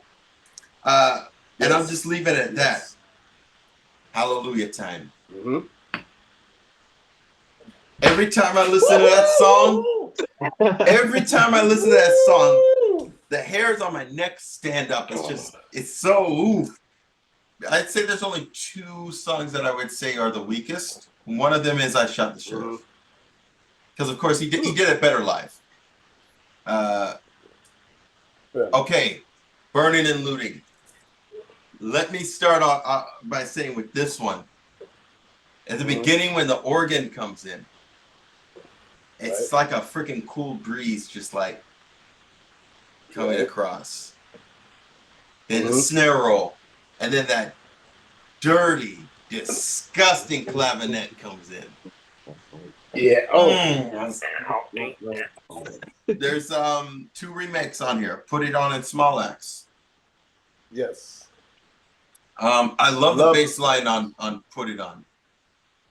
I love what they do with the bass line on that one. And Duffy Conqueror. Yes. Oh, yep, Duffy Conqueror, 3rd one. Oh, right. Yep. But I've always overlooked that one. Yeah. Okay, Pass It On. The end. Bunny has like 2 of the top 5 songs on here, I think. Yeah, he went out with a bang on this one. Yeah. Yes, he did. Yeah. Okay. Absolutely. The other one that I say is the weakest, one of the weaker songs, One Foundation. One Foundation. Yep. Yeah. That one I've always just skipped past. Okay, and then it closes with Rosterman Chant. I felt that they did it better on the Capitol sessions. Because they play it at a Oh, totally. Yeah, because it's played at like a slower pace, and it has more of a groove to it. Okay, then the outtakes. No Sympathy. No Sympathy. That's the one of Peter's that should have been on the album. Sympathy is correct. Yeah. As opposed to One Foundation. Yeah, as opposed to One Foundation. Which I like One Foundation. There's nothing wrong with One Foundation. It just was not as strong as No Sympathy. Right. Okay, Reincarnated Souls. I would say the rhythm track is better, but he sang it better on Blackheart Man. Totally true. Yeah. But the Oppressed song, now that's the one that is way, way better than Blackheart Man. This is the one, I mean, I see why it was taken out, because it was way too good for Burnin.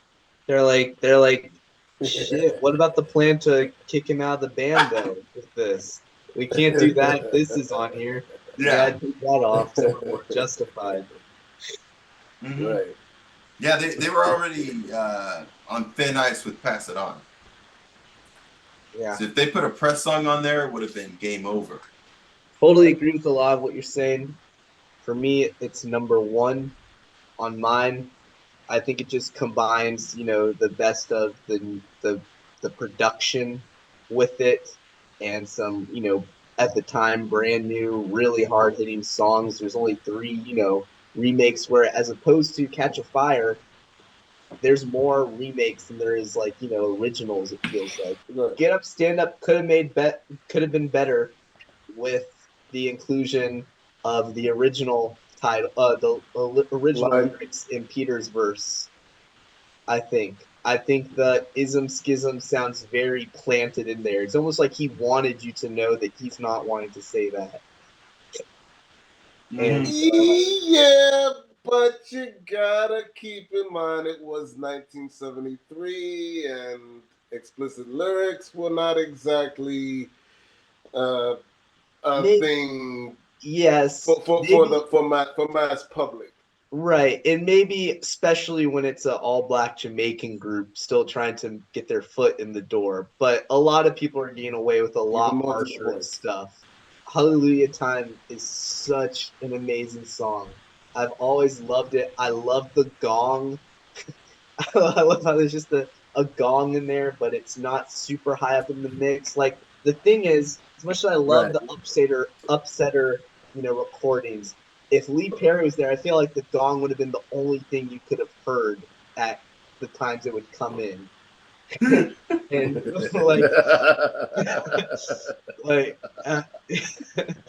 but so I'm really glad. And also, Zeb, you touched on it when I think maybe we first did the Bob ranking. But some people who just don't know reggae, don't know the Wailers, they might think they know Bob. You don't know Jack Squad.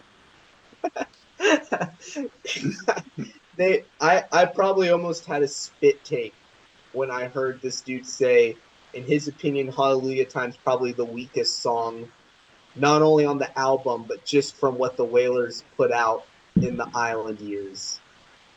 And that was just, you have Rocket Baby,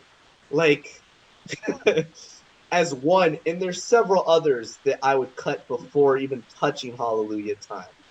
It's just crazy to me that someone could have that opinion. It's too much for some people, I guess. Yeah, I mean, everyone is entitled to their opinion, but that is something that you just can't really argue with. This is a fact. Yeah. I like I Shot the Sheriff. It's definitely a lot different than the live version. There's more of a kind of bubbliness to it, or kind of bumpiness to it. I got really concerned at one point when you were talking, Zed, because you interrupted yourself when you were saying if you had to take away 2, you would do I Shot the Sheriff, and then you're like, and then Burning and Eluding, and I was like, what? Oh, I was like, dude, Well, I mean, it wouldn't be Burnin without Burnin. Yeah. Exactly. Again, You though, want to know how yeah. Interesting note, though, it was going to be Reincarnated Souls, until I guess they decided not to include that on the album. I wonder why, but yeah, they can't give Bunny the title of the album, or else that's gonna make it way too difficult to write over his history. Because once again, the Jamaican and Half Speed remasters both credit Bob for every writing credit on this song, on this album. I love Small Axe. I really like that. I really like the well shot on it and how clear it comes through. yes. It adds. That's the kind of thing that they took away on Concrete Jungle. And if this was a song on Catch a Fire, I bet they probably would have tried to omit that part too, because it just is like kind of a random addition that, but it adds a lot for me. And then also, I just cracked up when I listened to this version of Duppy Conqueror, just with the like pigeon noises as the backup. It's so funny to me. It's such an interesting choice, but it's cool. I like One Foundation, but kind of similar with Treat You Right when we were talking about that earlier. I can never feel like I can fully catch on with the overall kind of rhythm of it all. And it's constantly kind of stopping and changing and starting again. And because the intro, and then it goes back into the intro, like the intro kind of but it's like I don't know, and it could also just be a personal thing. But yeah, that one, although I really love the message, I think Peter's voice sounds really good on it. um it's interesting too. It's, I think, the only one of the Island recordings that he never re-recorded. So One Foundation was put on this album and never revisited by Peter, live or in the studio. So Or in the studio, yeah, so that's interesting. I'm much there's an interesting alternate take that I played for Zeb of One Foundation. Oh, And yeah. it's a lot more Oh, different. really? I don't know if you prefer that version over this one. I think it still could have used some revising, but that one I feels a need to lot hear it. more. Yeah, that one feels a lot more soulful and not really funky, but there's additional kind of, I think, guitar, kind of more wah guitar, and Peter's also kind of less directly following the overall form of the song, and more so kind of like kind of guiding through with the vocals. He's not necessarily following one distinct pattern or rhythm. He's kind of like just kind of doing some additional stuff. And it's cool to listen. I don't know if I prefer it, but yeah, No Sympathy was supposed to be on here apparently until Peter confronted Blackwell with a machete talking about royalties. So they took that off, I guess, as a result of that. I always thought Bunny's voice in the Oppressed song is really interesting. It's not Bunny's normal. I mean, just comparing it to the two on the album, it's totally different. Yeah, Reincarnated Souls, I don't like as much as what's on uh Blackheart Man. And I think it might have to do a little bit with the backing vocals too. They're just not as, I don't know. They're not. They seem a bit too sharp. Yeah. Like a bit too maybe rigid or something. Like, we all love reincarnated souls. Yeah, I think I see what. Yeah. Right. I think we're kind of on the same page with that. And also going to kind of just like technical stuff like that. I always get caught off guard with the "If I am guilty, I will pay" on "I Shot the Sheriff," where just all of a sudden there's this punching echo, and it's cool, but it's like it's out of nowhere and it's never repeated anywhere on the album.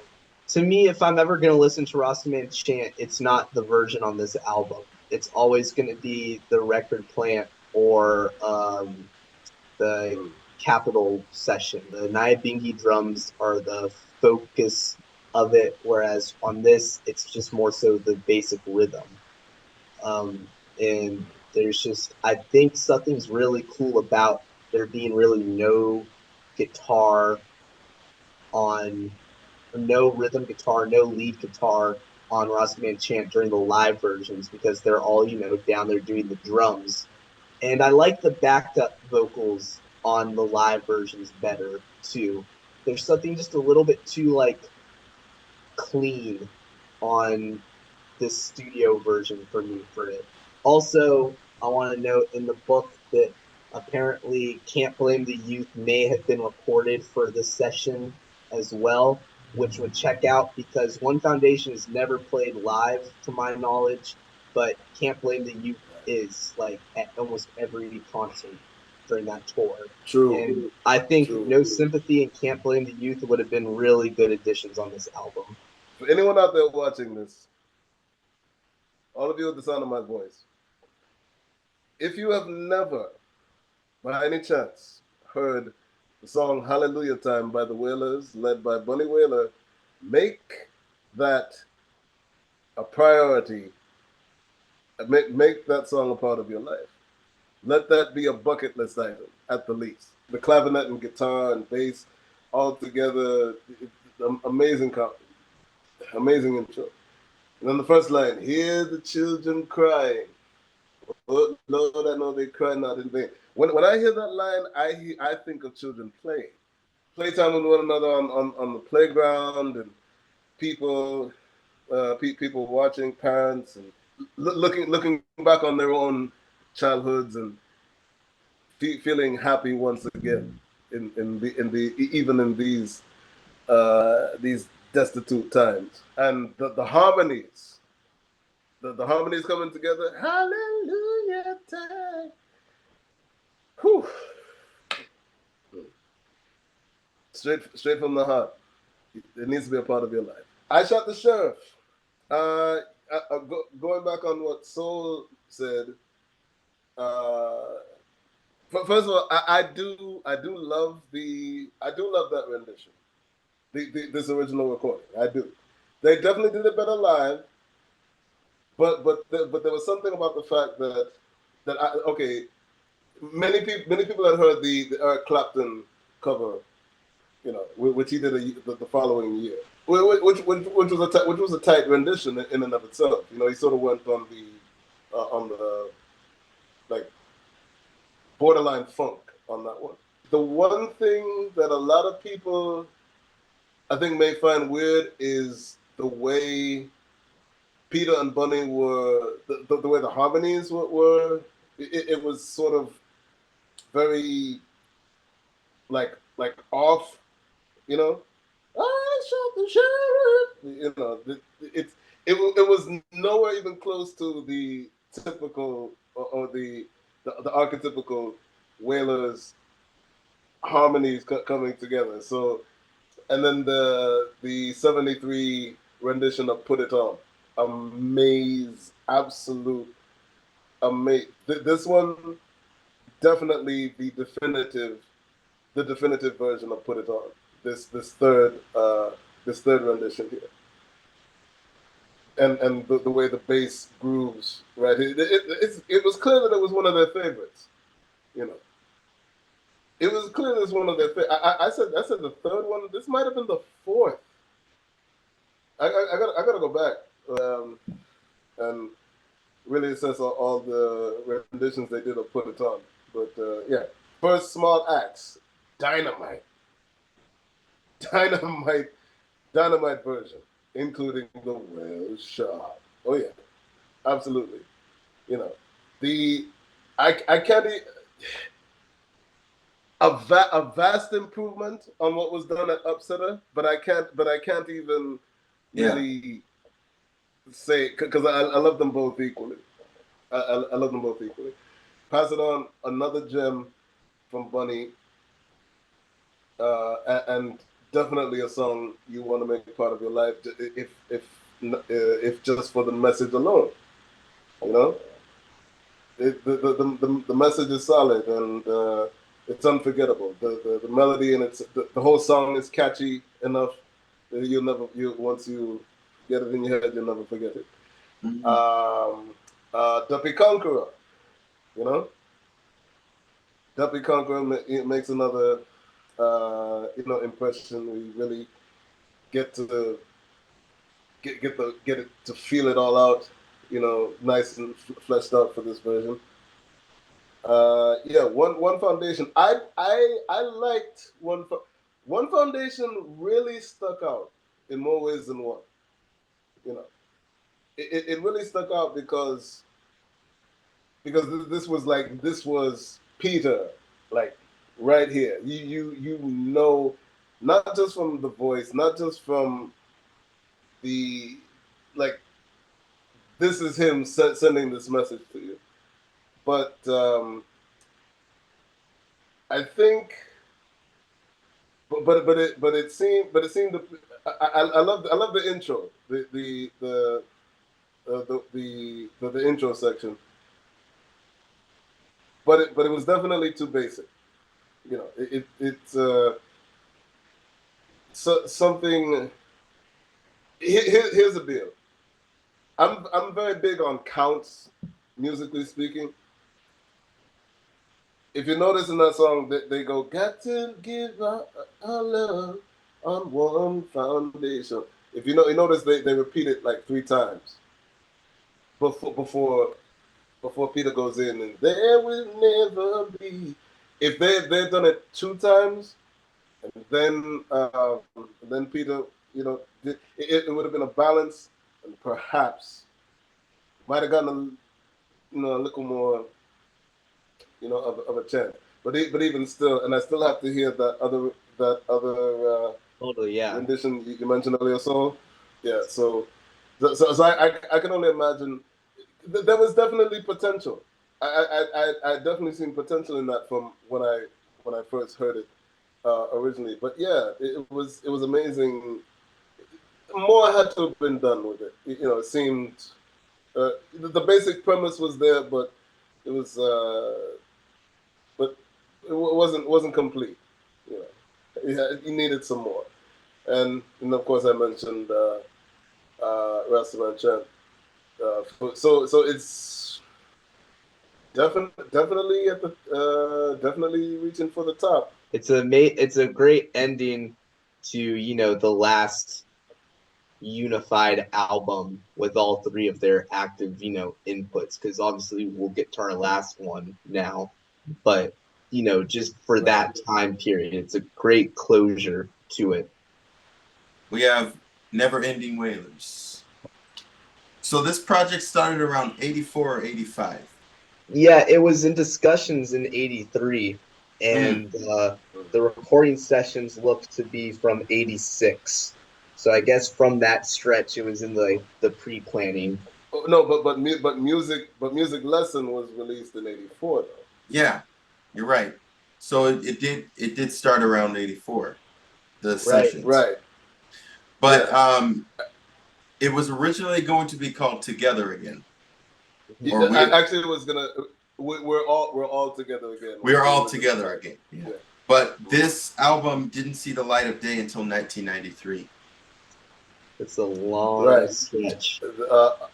And it was under the radar. Long stretch indeed. There was a litigation between he and between he, Chris Blackwell, and I think the Marley family also were involved. In regards to that particular litigation, so that litigation put a halt to those movements altogether, until the litigation ended around 90 or so, like no earlier than 89, no later than 1990, and then three years later, here we are. It was released through RAS. Sort of like Confrontation. Sort of. Sort of, yeah. Yeah. According to scientists, the tape was deteriorating when they tried to bounce them to 24 track. So it was scientists that managed to get the vocal tracks off of the tape, and he did it by taking the editing tape, the tape that's used to piece back together tapes for edits. He took that and placed it on the back, just piece by piece on the back of the tape to keep it together to play it back and to put it onto 24 track. This was definitely a pet project, for lack of better terminology, for Bunny. He really wanted this. Mm-hmm. You know? And I would say half of it. Here's what I would say: half of this is a Wailers album, half of it is just Bunny Wailer. Half of it is a Bunny Wailer. Exactly. Yeah. Let's just be honest with it. So technically, it's not really a Wailers album, but it's still half of it counts. I'm Still Waiting, which is now I'm Still Wailing. Wailing. Yeah. Hammer, Hurts to Be Alone. Nice remix. Yeah. On Hammer. Yes, really, really good. Excellent remix. Then there's, of course, Music Lesson. And even includes new verses from Bunny. Mm-hmm. Yeah. Then there's Music Lesson and How Many Times. And there's even footage of the recording session. Yeah, awesome footage. Mm-hmm. Oh.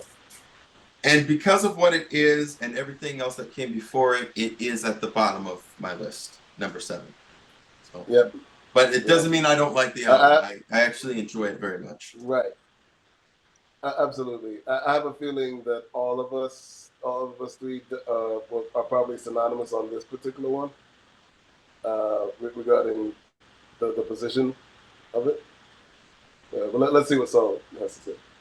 So I did have it at 6, but I do think the more I think about it, I was just thinking about, the 2 or 3 songs that really just completely knock it out of the park on the album. And I was thinking there's not much. All the songs in the Wailing Wailers are really good. Besides, like Simmer Down, though, there's not really one that, like, fully just feels like it's. I think I would change it, though, now, if I can, if the rules allow it for our last one. I think I would swap it to 7 because I really do, every time I listen to it, I really do want to just wholeheartedly like it and enjoy it. To me, while I know the thoughts and like heart's in the right place with the project,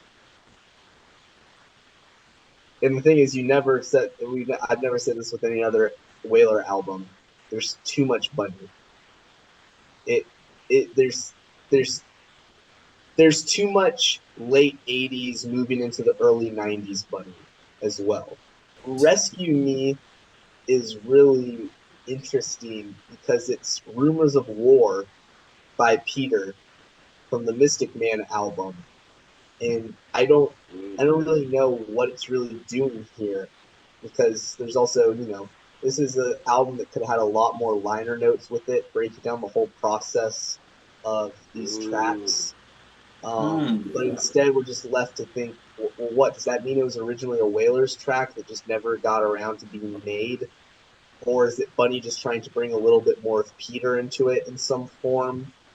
But I enjoy it, but I think that's me enjoying Rumors of War more than the actual version here, Rescue Me.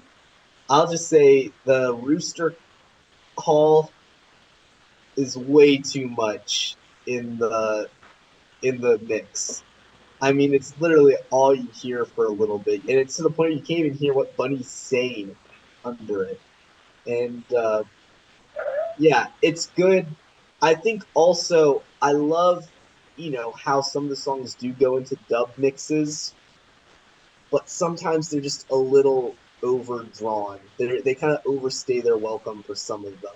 I think not every single one needed to go into like a 2 to 3 minute, what feels like, dub rendition of it. I at that point would have preferred that more singles come out with flip sides as the dubs or stuff like that, rather than trying to make it all one track. or put out a dub version of the album, but not mixing them. And I also think with Junior being there for the sessions and Vision being there, they're there for the whole thing. You know, Peter's only there for 2 songs. Bob's only there, you know, through the old recordings. Like, you could have finally gave Junior the chance to remake Habits or Straight and Narrow Way or, you know, Don't Ever Leave Me. Like, there's so much potential, but it feels more like Bunny just kind of wanted to have the lead. And even then, I mean, why not give Junior at least some more verses or Vision some more verses? Because there is some on, you know, Nice Time and Together Again. But after that, which was also, you know, co-led by Peter, after that, there's no more of that in the songs. There's no, you know, mixing verses with each other unless it's Bunny adding on to an already existing Bob song. So it's interesting how I think there could have been a lot more done even with the circumstances. Junior could have had a lot larger of a role. Vision could have. Yeah, there's just a bit too much Bunny for me. But if there's still, I think definitely the best 2 are I'm Still Wailing and Together Again for me. If I want to jump to that one, I really do appreciate what it's going for, Cooley Plumtree. It's definitely a tribute. It's a little too hard with the. I mean, it's at the point where almost every lyric is just a title of one of the songs, and it feels like there could have been a little bit more of a creative tribute lyric wise. That there could have been more subtle references to songs. But obviously, you know, that wasn't the original plan and he had to work with what he had. But also, I'm thinking too, it's from the similar period, right? Because it is the Jad tapes that were for Bob, right? With Hammer and stuff. Why not then? Because you know, then that means Love or The World Is Changing is on there. I would have loved to see Bunny then do that same process with Peter once Peter was gone. And just so that Peter could have an additional song. Because I do like the Bob led ones. And I do like their modern mix in music to it. And I think I would have taken 1 or 2 of the Bunny led ones off and added something like The World Is Changing. Because at that point, it really hadn't been heard much at all, if at all, really, right? I don't think any compilations have put it on yet. That'd be too early. But I did find an interesting article that Roger wrote when that album came out. He was saying, you know, some people don't seem to be enjoying it and saying, you know, it's, you know, taking Bob's words, you know, and putting them in what Bunny wants for his projects and stuff. And Roger's like, he said something like, it might have been something even as bold as like disrespectfully instead of respectfully. It's like disrespectfully, if you do not like this album, turn in your Wailers fan club card immediately. Now, considering that this was a project that began in the mid 80s, you know, and you said he had to work with what he had to work with. That, what I gather, was the key catalyst to bringing this particular project to the semi-disappointment that it became. Semi-disappointment in that this is supposed to be not only a Wailers project, but also a Wailers reunion of sorts project, but also the project he'd been working on for all those years. And so obviously, when it comes down to the album being what it is, and yes, for me, this is a 7, but this is specifically on account of the fact that this is supposed to be a Wailers album. The tone does not fully capture. Actually, doesn't even really reach the core essence of being a Wailers album. When people are listening for a Wailers album, they are and would be listening for a quintessential sound. Whether from any era, it would have to sound like a quintessential Wailers album, even in this time. So that's where things kind of failed for the most part with this particular project. Bunny Wailer was a Wailer. He was a key Wailer, but when it came to by the early 1980s, shoot, just barely. We discussed this on the Bunny Wailer volume of the ranking. Right after, just barely after Protest, the quintessential Wailers sound, the tough going sound element was lost. Even Peter Tosh, as different as his sound was becoming, still had a little bit more to a degree for a while. But the sound was lost from Bunny because he didn't pay him for the sessions. Yeah. That's a fact. He was No. So he lost the sound. And there's that. And then when you consider the other people who were involved, he got Junior involved, and we heard It Hurts to Be Alone. But we can't necessarily pinpoint or recognize him on whatever other songs he was on. Well, he wasn't on It Hurts to Be Alone. That was Bob. On this particular... On this version, yeah. This was like from the Jad years. Yeah. Well, that makes it... Well, that hurts me. Mm. Well, that's why it's like, even though that's really great to hear Bob's voice, why not use that opportunity to let Junior shine for a second? Anyone who deeply knew... We knew Peter, Bunny, and Bob. Some of us were familiar with... More were familiar with Junior Brathwaite. Very few people knew about Beverly Kelso and Terry Green for a long time already. For the longest time, we didn't know, we couldn't identify the names of the two ladies, you know. But then I hear this name Vision. Like, when was he involved with the Wailers? So obviously there's a point down the road in which he was involved, and so here he is. He's involved in this project. We can't pinpoint where his part on the songs are, and then Andrew Tosh, of course, was invited to be part of this project. We can probably pinpoint a few of them.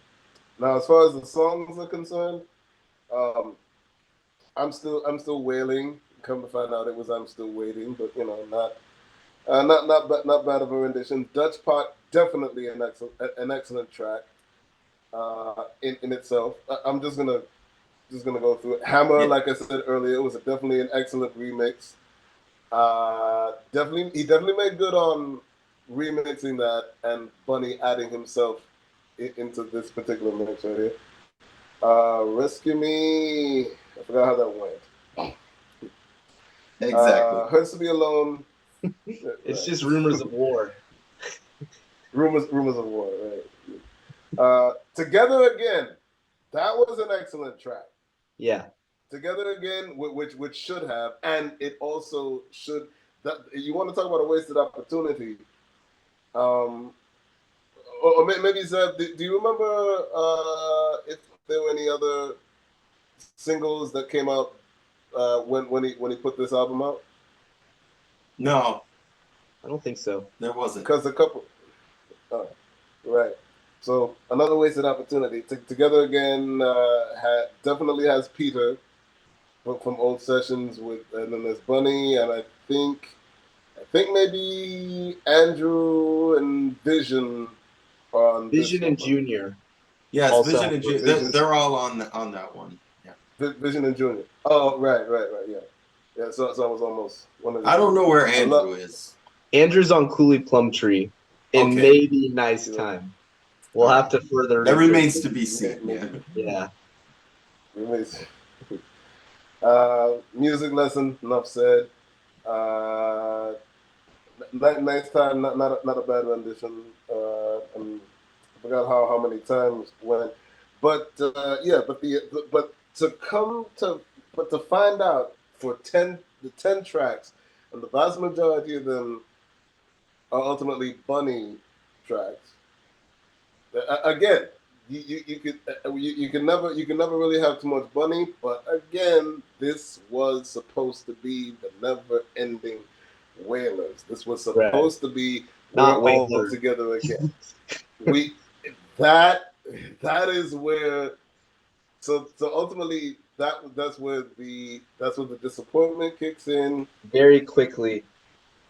It suffers from the bunny cover curse too. We gotta admit it. Of course. There's so many other options for covers. They could have even used just a retro photo of all of them together and put it up there. Well, the But- cover for Music Lesson, the single cover for Music Yeah. Lesson could have done the trick, but this is terrible. That would have done it the greatest. I mean, look, the I cover get art. Yeah, I get no Photoshop Oh back then, but Bob is not proportionate to anyone else. His dreads are pasted on. Yeah, they look terrible. The gold record thing, Bunny, like, dude, come on. I get it. I get what you're saying. It doesn't need to be put there, though. You don't need the huge Tough Gong logo to show you were able to get past the legal problems. And the logo and the font itself, too, could have been a lot better. And also, hey, put the introducing Andrew part on the back. It doesn't need to be on the front. It's not a hot seller. It's not like everything about it is just wrong. Andrew? Oh, yeah. Because if Peter's not going to sell it, Andrew's not going to. So, yeah, there could have been so much more. If it is ever reissued and maybe retouched, the cover definitely needs to be as well. But I appreciate you, Bunny, for what you tried. One thing to say. One more thing to say. With that cover art, Soul pretty much covered the majority of those basics. But here it is.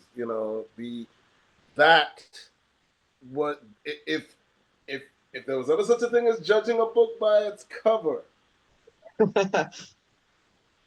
I already made mention of everything else contained in the album in which failed to capture the Wailers' essence on this one. Yeah, the cover art, unfortunately, made it a clear cut case. Yeah. It's been awesome. Yeah. Thanks again, guys. We completed it. We completed it. We did it. We did it. Part 4, done and done. Yeah. Peace. Thank you, Bob, Peter, and Bunny. The Brown is a clown who likes to ride through town in a coffin, man. Watch out.